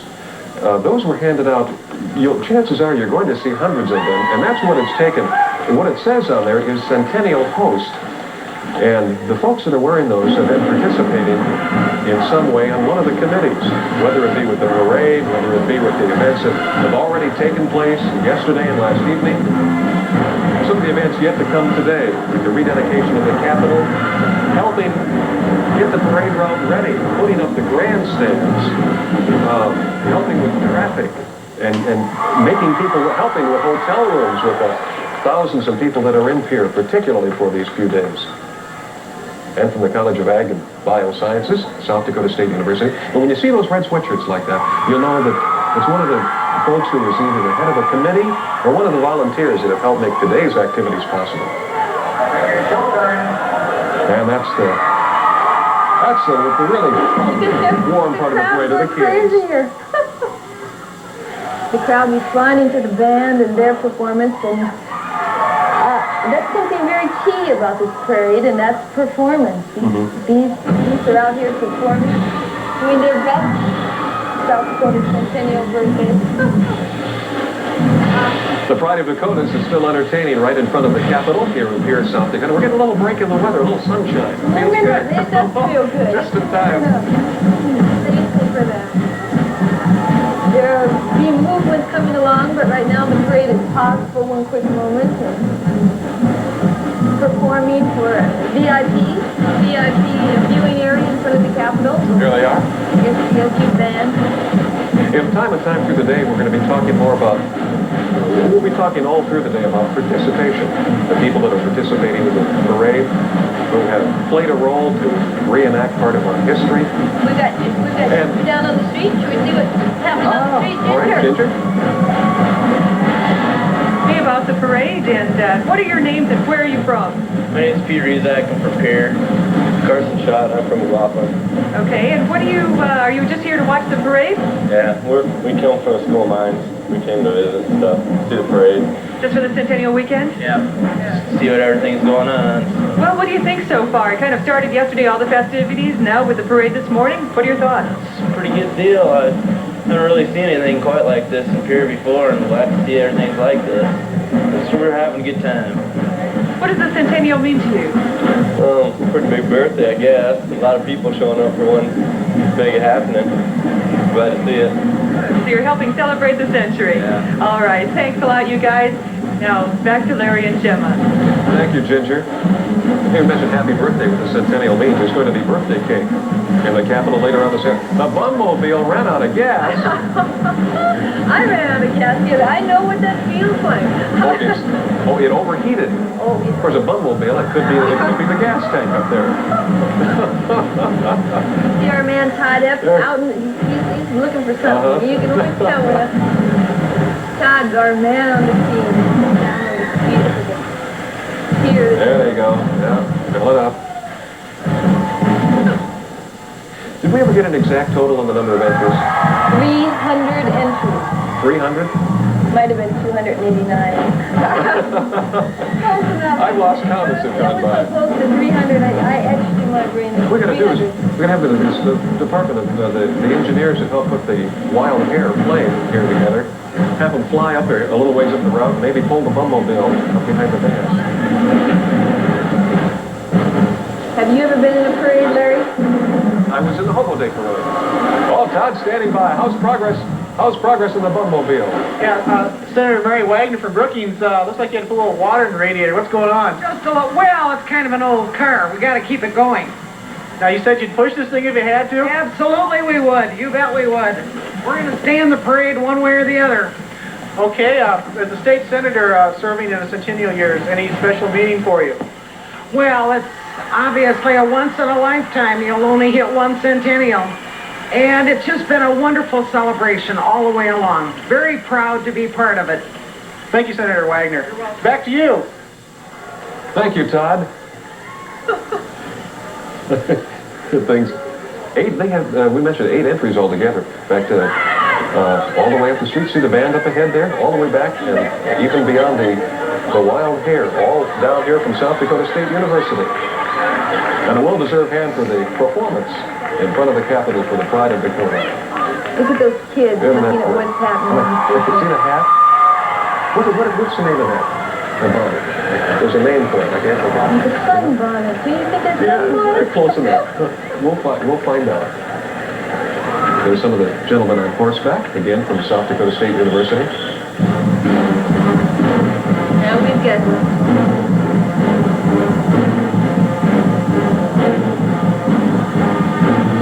movement coming.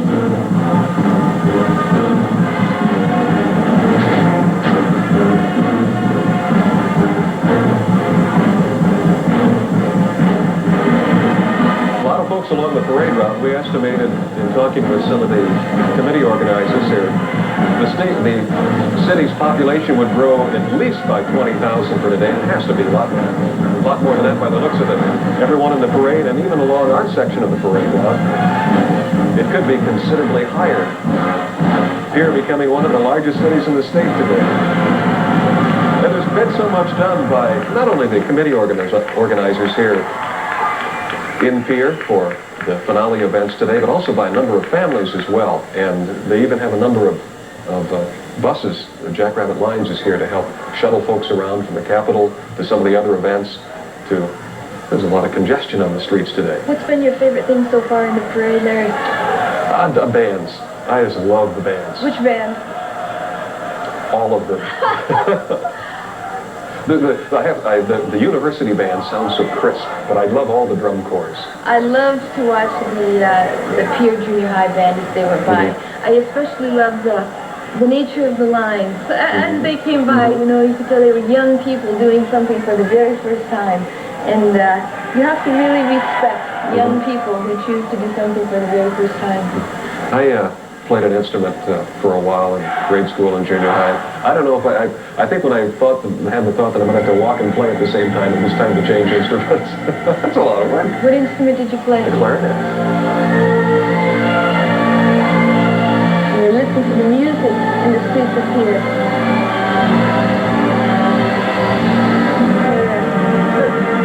South Dakota State University continues to entertain along the parade route right in front of the Capitol. Quite a movement listening to music here. Makes you feel. Three words. Warmer.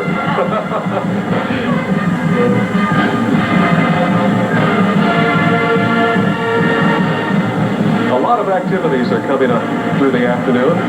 The celebration of South Dakota's birthday will be today at about 3:10 Central, 2:10 in the Mountain Time Zone. Later on this evening, the Capitol Ball, which begins at 8 o'clock, and then the Centennial Grand Ball will begin at the Dakota at 9 o'clock this evening. And we're going to be taking you back and forth between the two balls this evening. In the Capitol will be a toast to South Dakota's past, and at the Centennial Ball, a toast to our future. Really something about the Centennial celebration, the nature of the past and the future being celebrated on the Centennial. The Capitol Ball is going to be so much fun to see this evening with the restoration. We have march down the Grand Staircase. Maybe Todd's got the car fixed now. Well, we got some more of my gang here, some of the candy crew. How much candy you guys got? Not much. Well, I've been grabbing it all from you. Where are you from? Here. Here? Where are you from? South Dakota. South Dakota, the whole state, huh? No, I mean, Sioux Falls. Where are you from? Sioux Falls. Okay, everybody, look into the camera there and let's say happy birthday, South Dakota. Happy birthday, South Dakota! Larry, Gemma, back to you. Thank you, Todd. When you hear happy birthday, South Dakota from those little guys' voice, they really mean it. I was reading an article in the Aberdeen paper yesterday as with the Centennial celebrations going on in North Dakota as well. There was a wonderful comment made as children had gathered in Bismarck for the celebration for North Dakota. And one of the children was quoted as saying, "Wouldn't it be great if everybody brought a gift?" I know a lot of people did bring a gift today. Well, yeah, in a sense, everyone is. Whether it's here to watch and support everybody that walks by and cheer, or to march along as part of the parade route. Parade is just now starting to move again. You'll see movement on your TV set real soon. They're getting going now. Some of the performance in front of the VIP. Shot of the Capitol as you would be looking off to the Capitol to the north and west. Done some marvelous work inside. Out-of-state or in-state stone just sparkles. Makes you think of all the meetings that have happened in that Capitol over the years. They've got wonderful displays, too, of everyone that's participated as a state senator or a member of the House of Representatives. Pages. Oh, we can't forget the pages. They have displays of every person, young and old, that's been part of a legislative session. In legislative sessions here in Pierre, they don't forget anyone when they come out. The parade's just now starting to move again behind us. We're about midway in our Centennial Day Parade here. About 150 or more entries have gone by, and about 150 yet to come. We're just underway. The second half, the South Dakota State representatives, all 8 entries, beginning what was known as the western half. Actually, it was a double loop. They started simultaneously in 2 different portions of the parade route today. And these people that you see marching before our cameras now have marched just about twice as far They've as been out there anybody. for over a couple of hours so far. Twice as far as anybody you've seen march before you choose 2 days in the parade. But the Smith Centennial Committee is with scenes of the Smith's heritage, historical sites. Their Centennial Chairman was Sharon Peterson. Got fellows in uniforms as they march by.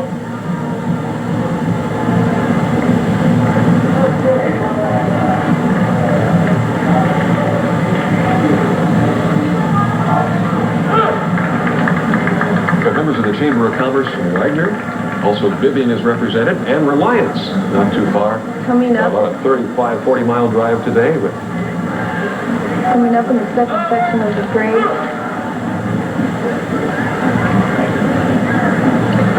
Men taking one step at a time. You know, as you watch people march through the parade, it makes you think, doesn't it, about the history of our state, one step at a time, really, the nature of a parade, one step at a time, the way our state was made. A number of service clubs are represented here today as well, the exchange clubs. Here we go with the Reliance Fire Department. They have 2 chemical wagons and 1 hose reel cart on a flatbed as they come by. Their chief is Randall Manners. Their assistant chief is Leroy Wagner. They're very heavy.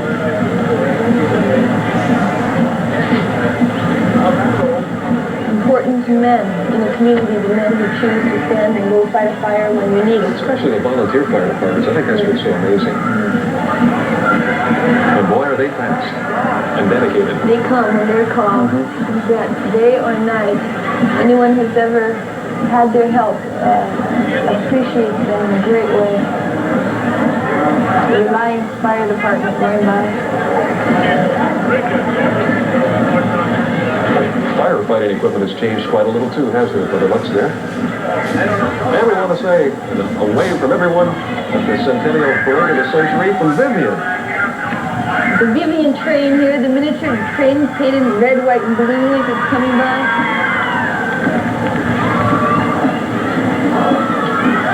Oh, there's a 1961 Cadillac Fleetwood limousine. Makes you just want to get in and go, doesn't it? The 1989 Labor Day Queen, Tanya Eisebrechts. Their Centennial chairman was Ken Cotton. And these folks, of course, from Wagner.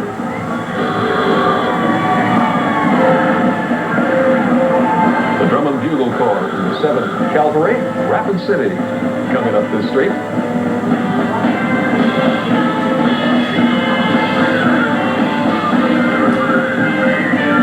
There's an old truck. That's a beauty, isn't it? Look at it. That's from the State Publishing Company. It's a 1929 International. Tom Roberts and Kurt Kussler. Truck was overhauled by Kurt. Oh, they're happy because there's no blue smoke coming out of their truck today. And of course, Centennial Committee from Dolan also, just in front of the Drum and Bugle Corps. Oh, that's something that word. All the people in this Cavalry Drum and Bugle Corps are from the Rapid City area. Their uniforms reflect Western heritage. Some members are 70 and 80 years old. This is the before you. Great exercise on walking the parade route today. You bet. Guns going off in the streets of Pierre on this Saturday morning.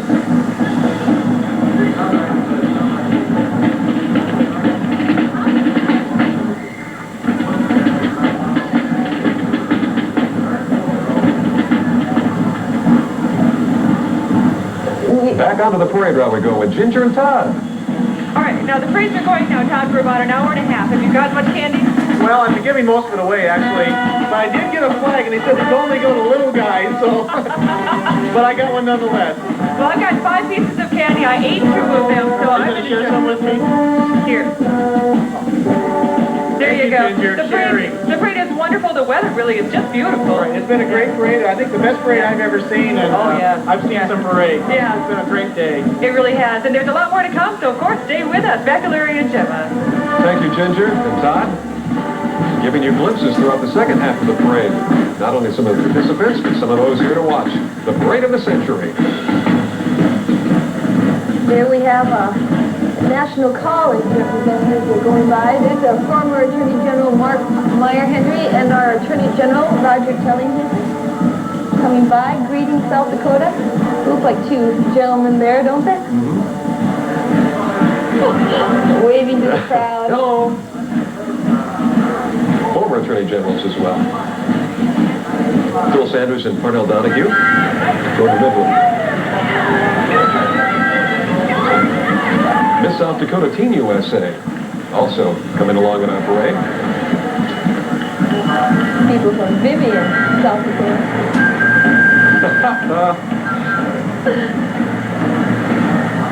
Now that's a wagon train.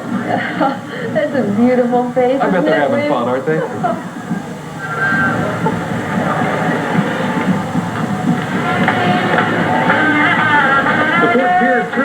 Association Marching Kazoo Band. These are 4 Pierre residents who enjoy going to parades and meeting with people and having a good time. That's what they love about a parade, and the people they get to meet. They refuse to divulge any interesting stories about what goes on in their band. They might incriminate them. They're celebrating their 10th anniversary. They started in 1979 as a joke for the first turkey race, and it was so much fun that they've been doing it ever since. And the swim team, of course, from here. With their medals, their ribbons, and their trophies that they've won over the years. In fact, they've been state summer champions for 14 consecutive years. That's a lot of years in a row to be a winner. And now they swim year-round, of course, with the indoor competition. What is something about a swimmer? Always shining, always looking pretty healthy, huh? The Antique Auto Association from Yankton, South Dakota. And they've got 4 cars in the parade. Takes us back to the 30s. Let's look at some gift years there as they go by there. Our cameraman catching a shot. Where do you get replacement parts for that?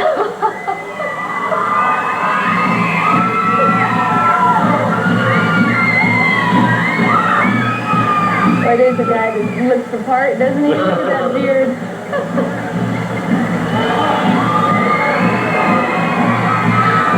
Those kinds of cars make you think of your grandpas and your great-grandpas. The Physical Therapy Association, Hands of Health are their theme. People of various ages on the road as it goes by. Peterson's Farms Trucking and Quick Shop coming by. There they are. That's one big truck, isn't it? They're calling a reefer trailer.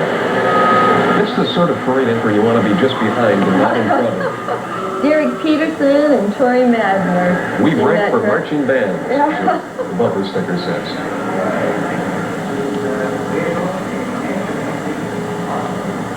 And also we have members of the Oahe Shrine Club Patrol.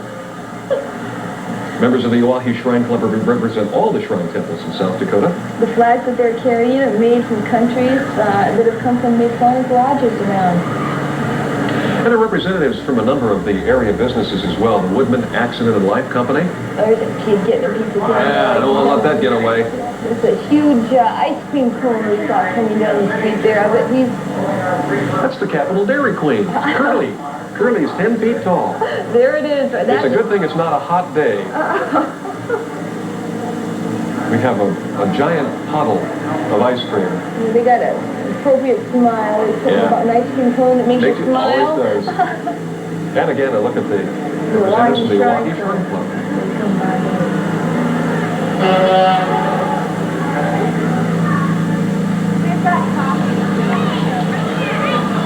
Let's take a couple of moments right now. Remind you once again that you're watching the Parade of the Century on South Dakota Public Television, and there are so many people to thank. And we're going to take a moment and do that. Bring you back to the parade in just a moment.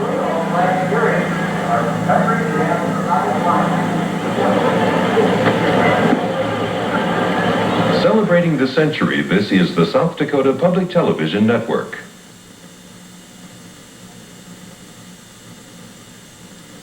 Broadcast of the Centennial Finale is made possible in part with major support from Citibank, South Dakota. Citibank is proud to share in South Dakota history and looks forward to another 100 years of people, pride, and service in South Dakota. Thank you, South Dakota, for contributing to our success. Additional support is provided by Zylstra Communications Corporation, providing cable TV service to Yankton, Vermilion, and Canton, South Dakota, Laverne and Worthington, Minnesota, and Orange City, Iowa. And by the Friends of South Dakota Public Broadcasting, on behalf of over 17,000 families who support quality public TV and radio for South Dakota.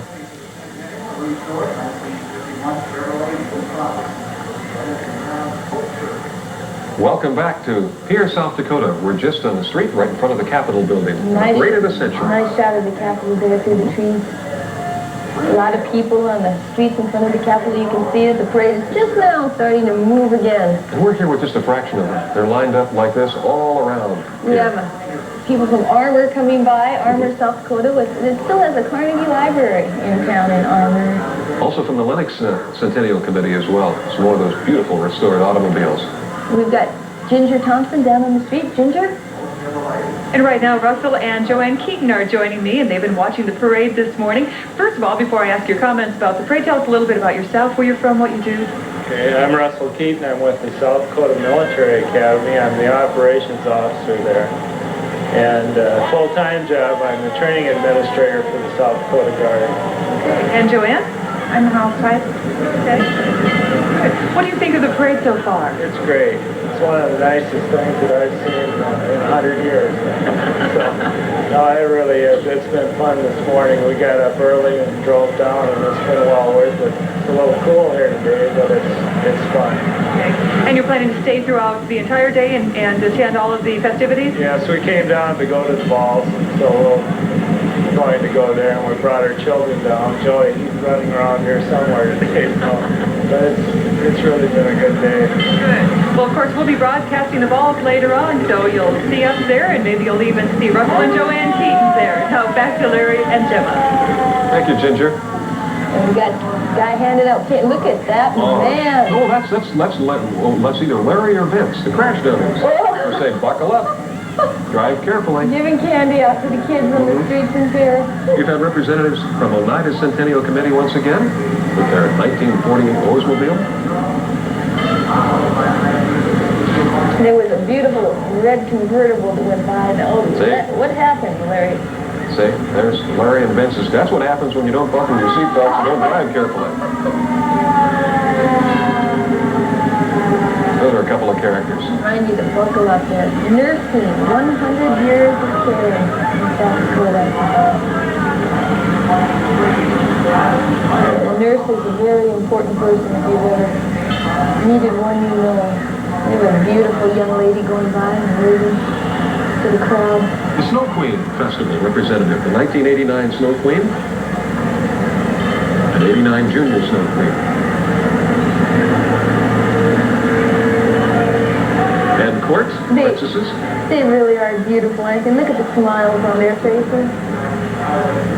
Princesses, Snow Queens, when a gets to be a princess. Also with them is Frosty and guards. Frosty the Snowman. I want to remind you, in January, the 8th through the 13th, in January 1990, we're starting a new decade, the 44th annual South Dakota Snow Queen Festival will be held, as it is every year, in Aberdeen. The festival is the largest winter festival held in the state. We're not going to quit with the Centennial. Some of the representatives on the ground from Ellsworth, we've seen some of them fly by. They come by just a little more quietly when they're on the ground, don't Some of the health representatives, Ellsworth Air Base, and of course the Honor Guard. Let's try to shot. And then as they quietly march. Some of the base's emergency vehicles are here. Sergeant Carl Hale and Airman First Class Herbert Red Horse Walker, emergency medical technicians. Let's grade it. Let's grade it.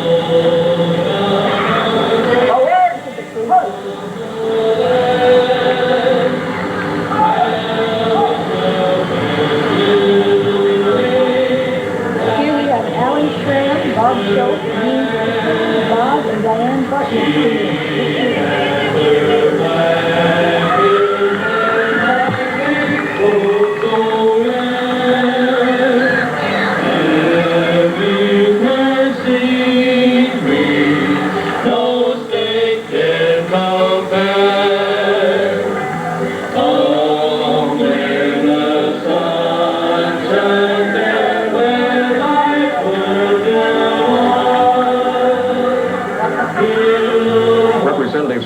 City and New Eppington. They started 5 years ago to promote Clare City's Jubilee that was held in 1988. They've been in 15 Centennial parades the past 5 years, and of course, a number of the people that participated in Centennial parades felt that it was important they be here for the grand finale as well, and we welcome them. Happy birthday, South Dakota. Representatives from Canton on hand, too. The mayor here, John Anderson, his wife Peggy. Bill and Helen McCann are driving that musical. Canton is a hometown of Nobel Prize winning physicist Ernest Lawrence. There's a replica float here. The surface mining and the homestake veterans. Must be mining and reclamation as they go by. More of the Girl Scouts. Girl Hello. Scouts. Reaching the centuries, and boy, isn't that the truth. These are the Dakota Council Girl Scouts. Girl Scouts from the Pierre and Fort Pierre area display in their new and old uniforms.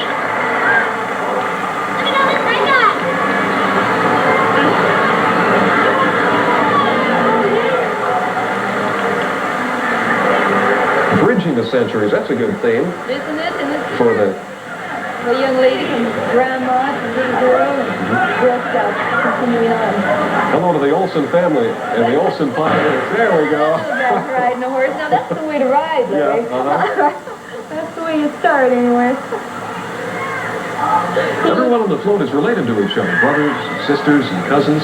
Lawrence and Carol Olsen, Leah, Raylene, Karen, Jennifer, Damon Wheelhouse, Darren Wheelhouse, and Vinny Olsen. That's a happy little boy. There's been so many opportunities through the year, too, for families to get together. Not only a reunion of our heritage, but also many families, too, have taken the opportunity of our centennial year to get back together, to say hello and renew old acquaintances. Here's an antique car. From the Ronald McDonald House, Mr. and Mrs. South Dakota are aboard. I love that color. Look at that yellow. The car, by the way, is from the Prairie Rattlers Antique Car Club.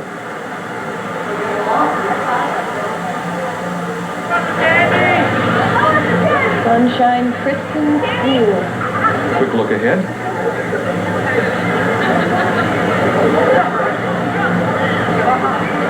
A couple of teachers on the float. Marvin and Dorothy Massey, Bob and Terry Duncan, Bobby, Jessica, Sarah Duncan, Elton King, and many others. I wanted to say that learning and spiritual growth are connected.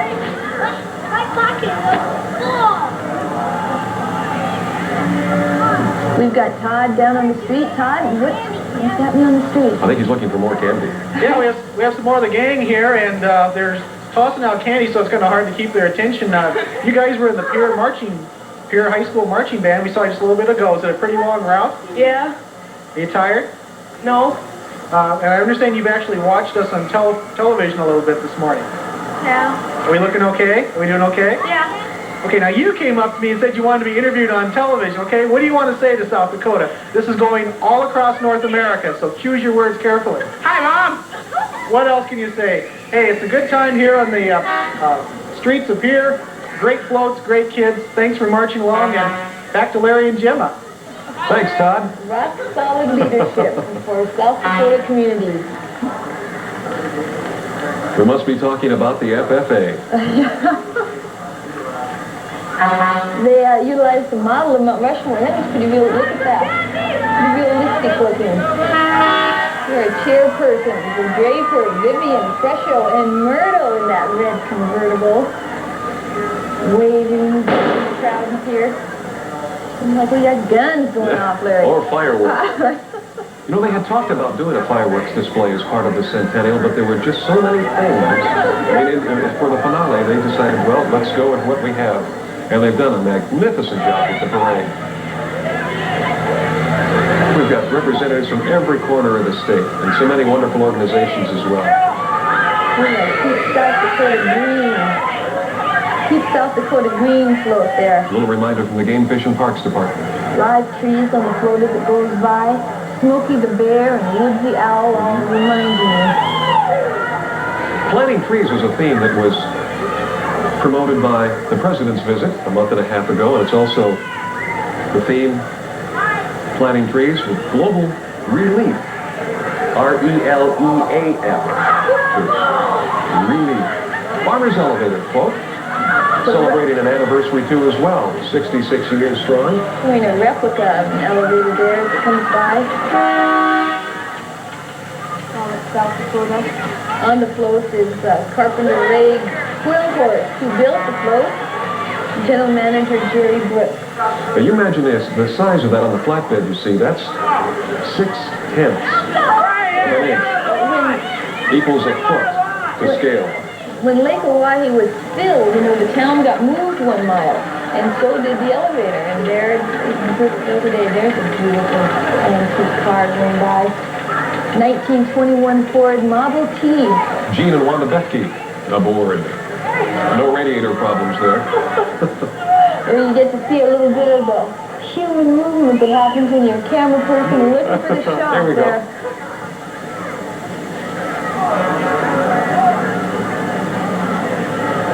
Here's Women of the Moose Sport Pier, number 1497, coming by. These women provide funds and assistance to the youngsters at LOCKHAART and the senior members at Moose Haven. This parade is a real opportunity, too, for a number of the organizations here in the Pierre area. I don't think the parade is specifically designed to be a state organization, and that there have been a lot of representatives locally. It's their chance to say, happy birthday to South Dakota here in the Pierre and Fort Pierre area.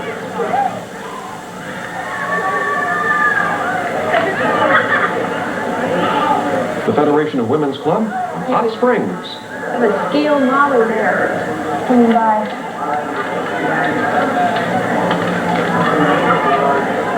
The scale model of a one-room schoolhouse going by. One room. Can you imagine that one school in one room? I think it'd be kind of neat, right? I didn't have the opportunity. No, did I. But there are children still in South Dakota that are in one-room schoolhouses around the state. One in Smithwick, South Dakota. Sailing past the Capitol, part of the parade of the century.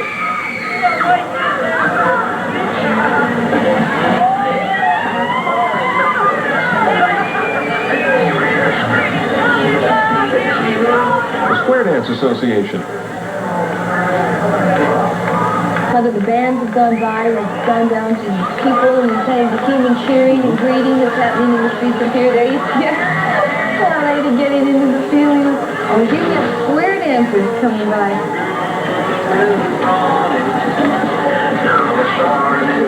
Nothing like watching people that know how to square dance. These dancers are Norm and Jerry Disher and Jim and Babe Hansen. Leonard and Joan Potter are dancing as they go by. The South Dakota Square Folk and Round Dance Association is just coming. The Clark County Historical Society coming by. Back to the northeast part of the state once again. That's a beauty. Look at what they've done to that vehicle. See the track on the wheels as it goes by. Kids more candy. Having more candy.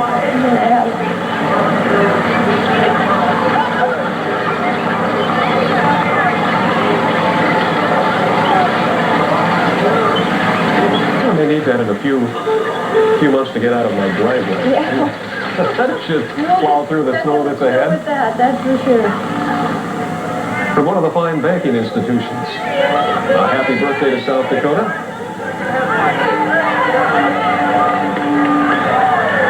Bank what? Big birthday cake going by. They have branches all throughout the Pierre area here in central South Dakota. Kennebec, Vivian, Murdoch. Some music coming up.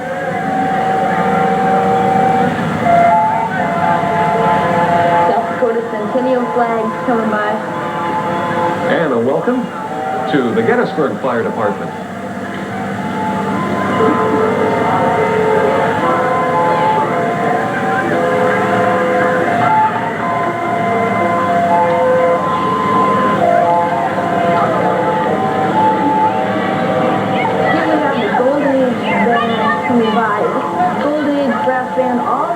Are historic originals from the turn of the century, all from collections of the Shrine to the Music Museum in Vermilion.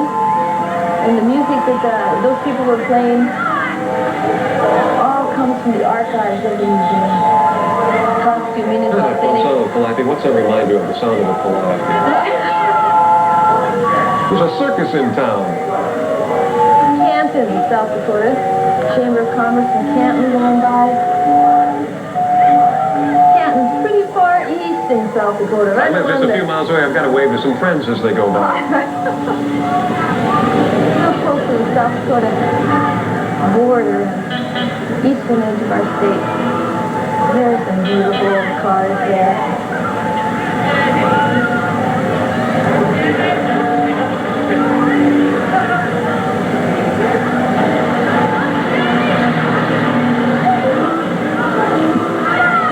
Would you love to drive one of those home? They're the Prairie Rattlers, antique car club going by. Now, when you love an antique car, so you really love a car, you know?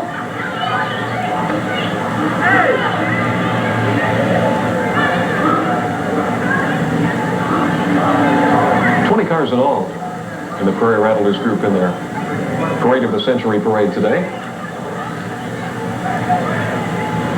There's some kids waving at the cameras, red, white, and blue balloons. Beautiful guys. Now, who's that there? And a bald eagle coming through the streets up here. Our national symbol. For all the flyovers, he's probably safer on the ground today. Nothing more beautiful than a bald eagle when you get a chance to see one, is there?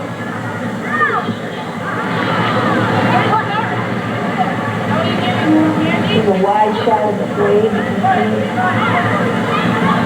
Still kind of a gray day up here, not a lot of sun for the Centennial Parade.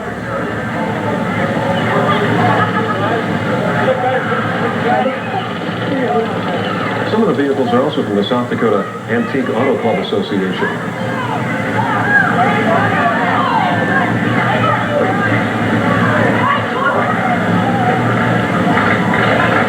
Street Rotters.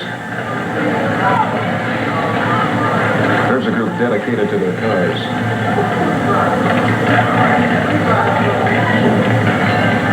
Some people say they love their cars more than they love their spouses.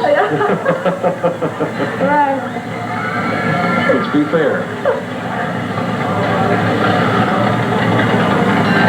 Right, and they must have a very enthusiastic group. The City of Platte represented as they come by in period costumes.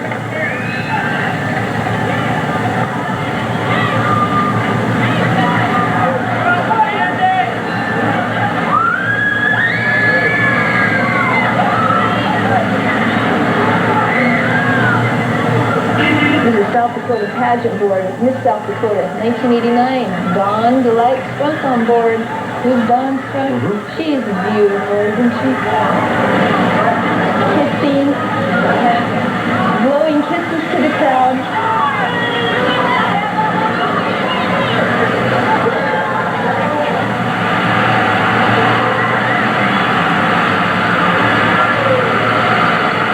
Here's a vehicle with the band Census Bureau. Doc crows coming by. That's one heck of a muffler.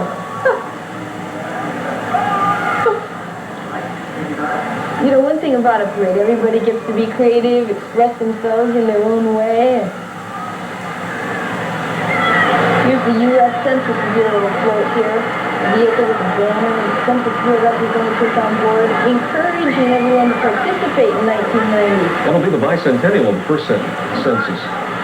The 1990 census marks 200 years of census taking in the United States. It's important to fill out those forms and welcome that census representative when they come by, huh? If you were a little south and maybe a little west from where we're at, you might see some of these out on the water, as opposed to down the street. Riverboat days, always a highlight in the summer in Yankton, and on hand to be part of the Parade of the Century today. I think they drove up here or paddled up here. It's paddled, Larry. I think I'll watch when they go back over the dams.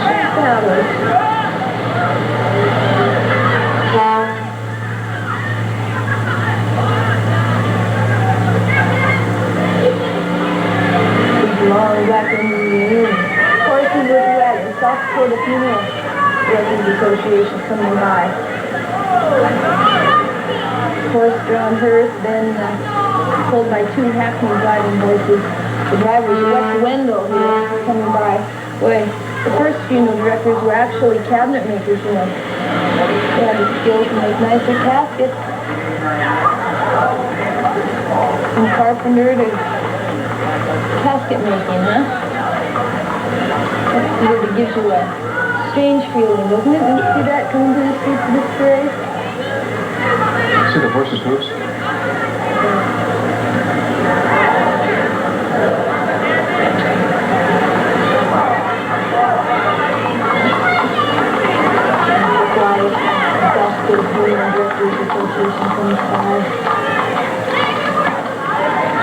Still a good crowd on here. We've been going well over 2 hours so far with the parade, and everyone is around. You celebrate this, the sign says there are 100.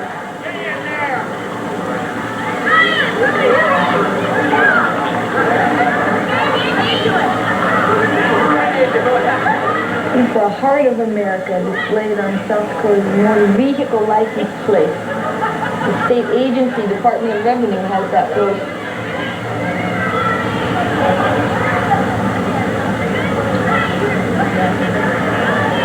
Celebrate the century.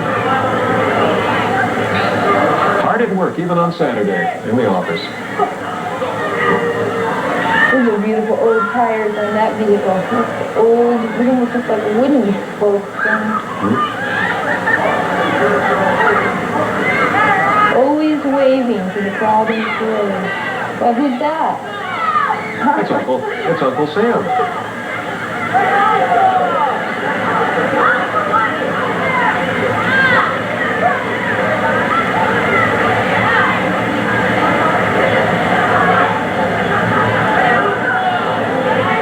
Kind of quieting down, listen to the band come by. Hey, there he is, way up on his stilts. Oh, look.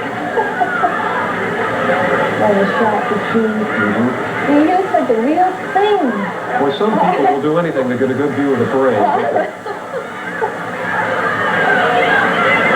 Live trees going by on the float.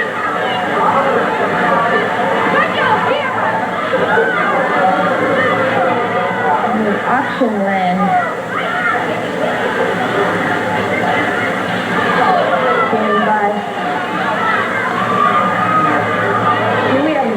Granny for our Wagner Auto. Here, Granny from the Wagner Auto commercial. Right. Here we have a Marching Peaver Community Club going by. Another way. Look at that. Look at that pony. You believe that? Red, white, and blue from the Peaver Community Club there. Until age 6. There's a Statue of Liberty there. Playing 5 is Uncle Sam, and Pink Eye is the Yankee Doodle pony. Pink Eye is the only known direct descendant of the original one that Yankee Doodle rode to town. That's amazing. 99 generations of careful breeding has kept the color true blue and the stars sharp.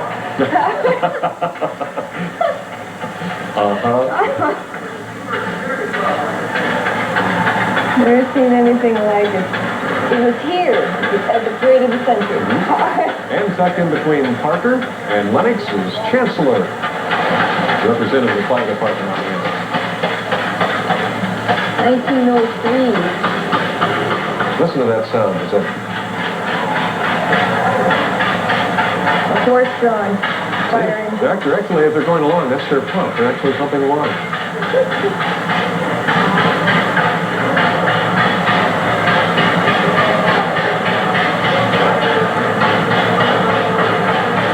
They have a little bit of space in the parade. Other folks look at that. What kind of car is that, Larry? That's a Buick, isn't it? It is.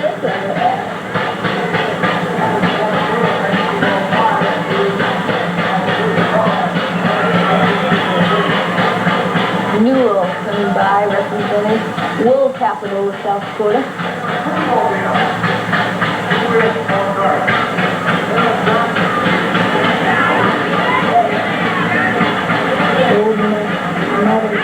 Let's go back down on the parade route. Now, Ginger Thompson is standing by. And I'm here with Steve Gomez from Pierre and Mark. Stephen from White River. Okay, nice to meet you both. Well, what do you think of the parade so far?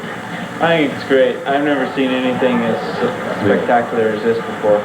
Great. And how about you, Steve? I think it's great. It's just really tremendous. Everything is nice. The weather isn't exactly the best, but everybody's in great spirits, and we're all having a good time, and really enjoyed it. Maybe we ought to do this again sometime. Now wait for another 100 years to go by before we do it?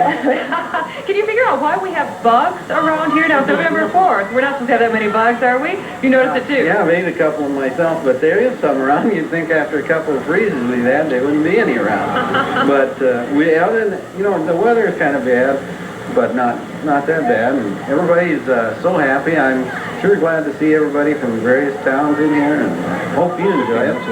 Well, everybody is really excited. This is an enthusiastic bunch of people, and there's quite a bit of parade left. So let's continue with it. Go back to Larry and Gemma.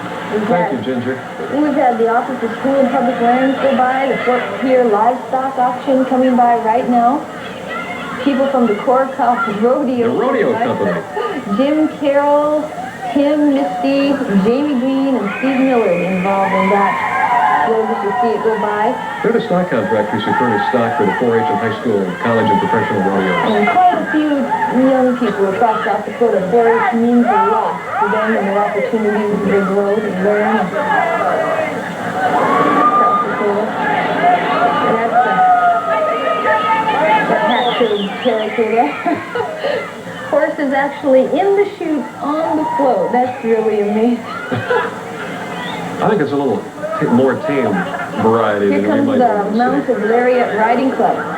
These ages, these riders range from 4 to 80. One of them's been a member of their club for 28 years, Jerry Albright. Been with the club since it began. There Francis Whitefield walking through the parade. The little guy on a little pony coming by there.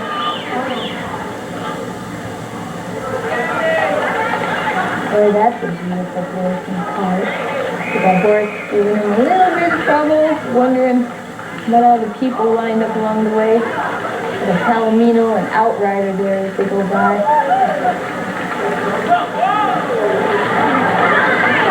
These are members of the Mounted Milwaukee Riding Club. Their club has been going since the early 50s. So they approach their 50th anniversary. Milwaukee Riding Club. 40th anniversary. It's nice to ride alone, and it's nice to ride with someone, you know, depending on what you're doing. Todd Epp is standing by again along the parade route once again with some of the members of the bands that you've heard go by the parade this morning, Todd. Yep. That's right, Larry. This candy thing's gotten completely out of hand. Some of the kids along the parade route are throwing it back to the floats, so they have so much candy. And these marching wolves here have a new technique. Can you maybe show us what you got here? What you're using your hat.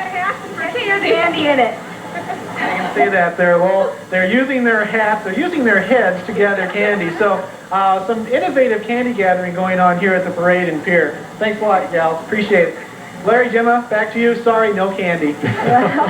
No, he's taking notes. He's learning new techniques to get it there. 4 of the members from the Milwaukee Riding Club. We've got riders coming by now, riding clubs from communities around South Dakota. Come in and you don't just bring yourself when you come. You bring your horse, you bring all your tack and your equipment. The people who are riding through the streets of Pierre this morning have put a lot of effort into what it takes to be here today. Bringing not only themselves, but their tack, their animals. And in the buggy was one of the charter members, Maxine Mitchell. I think there's a posse on the horizon.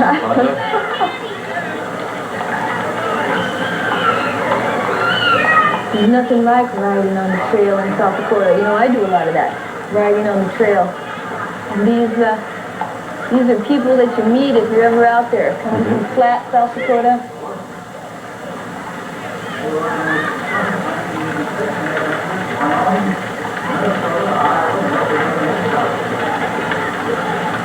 We've got a sheriff's posse in the state coming by.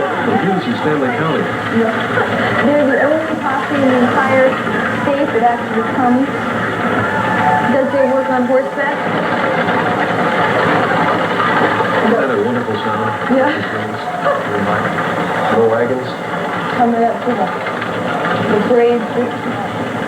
Probably five more minutes of parade that you'll see going by your screen. We're getting kind of toward the tail end of the parade of the century. 300 entries this morning in here. Horses. A little taste of the wagon train all over again.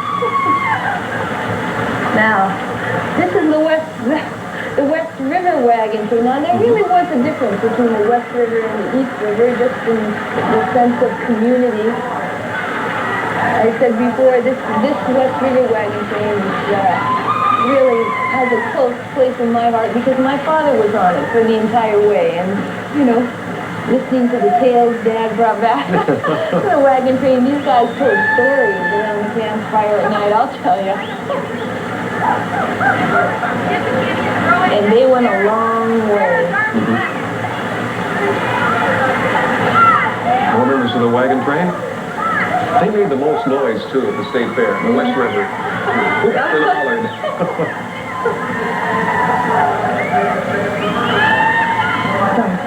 Some of the members are Ralph and Rena Behrens. Their buggy's called a Henny.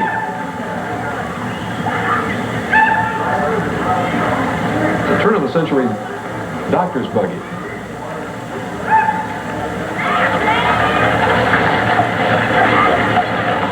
Gives you a feel for what it took to make this kind of movement on horseback and the wagons. It brought us from a long time ago till now. The team of Grays pulling the wagon are Jake and Elwood.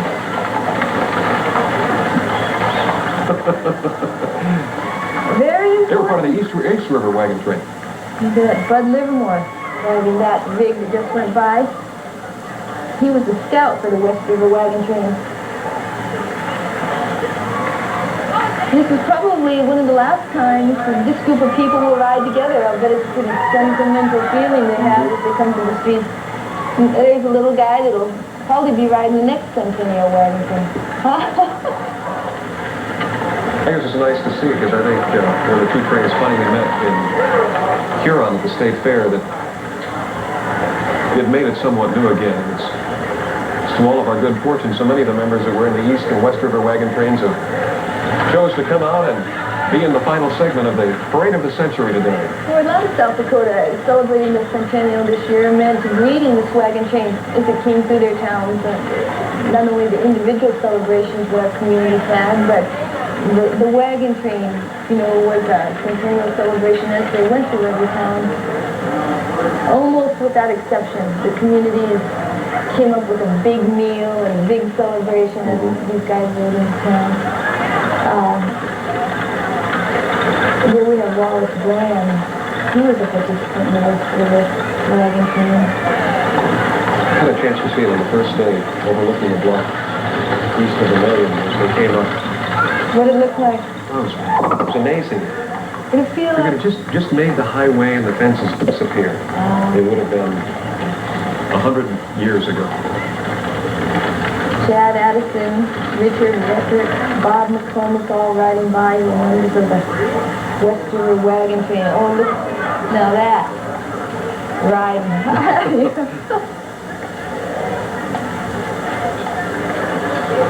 Richard Reichert. We have the end of the Centennial. More of the West River. The Centennial Parade really representing the beginning of South Dakota, correct? I think it's appropriate, too, that the wagon train would close out the Parade of the Century. But the exciting part about the day is this is just the beginning. The beginning of the celebration, yes. The beginning of the finale. We'll be around later on this evening. Two big dances. There. The dog with the hat. And the last of the wagons going by. What a beautiful tack. Little donkeys coming along. And that's it. Very last. That's the last one. What would you think? It was amazing. It was really amazing. Where did they hide all these people the last 2 days? They just kind of showed up out of the blue and disappeared this morning, didn't they? Mm-hmm. All raring to go. There they go. The Capitol's in the background will be the site of a number of the activities coming up yet this afternoon and this evening, and then we'll switch down to near the river and the bridge. That's right. At the Ramcota this evening. That was the parade of the century. Over 300 entries in Pierre this morning. We're going to head back to the Capitol building with Rich Muller and Linda Hansen. Thanks for being with us for the Parade of the Century.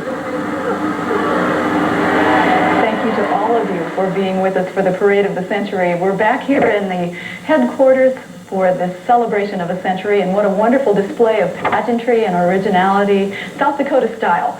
And that was only the beginning, really.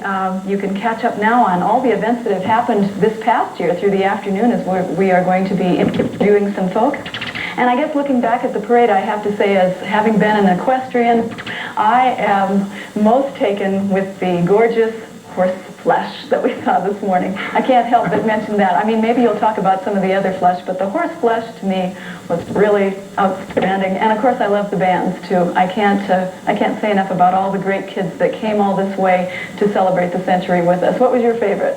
So far for me, the moment that I think typified the whole event was the howitzer shot that started the parade. Not so much the howitzer shot itself, but the geese that rose up off the Capitol Lake after the howitzer shot and just filled the sky here with a honking that kind of blended the natural and the military strength that we need and the kind of strength we need as South Dakotans to kind of keep making this statehood thing happen. And they were here first. The geese were here first, and boy, they got to be part of the parade, regardless. Exactly. And we hope that everybody enjoyed the coverage at home. You know, at the last minute we had a talent change. Pete was scheduled hosting there. A little laryngitis for Pete, and Larry Rohr jumped in. That's a difficult thing to do at the last minute. We want to thank Larry for taking care of that. Also, there were a few camera problems, a few technical things that caused us some difficulty in bringing you the kind of coverage we had initially planned. We still hope you enjoyed it nonetheless, and that it still meant a lot to you that if you couldn't make it to Pierre, you were able to at least see it on the screen. No doubt you had a favorite parade moment. The video cassettes of today's 14 hours of live coverage will be made available to you. Give us a call at 605-677-5861 today or Monday next week if you like. We'll have the phone numbers up for you later on, and we'll give you some details on how you can get a copy of those tapes right there. 605-677-5861. We'll get you in touch with the folks in Vermillion who will tell you how to order those tapes.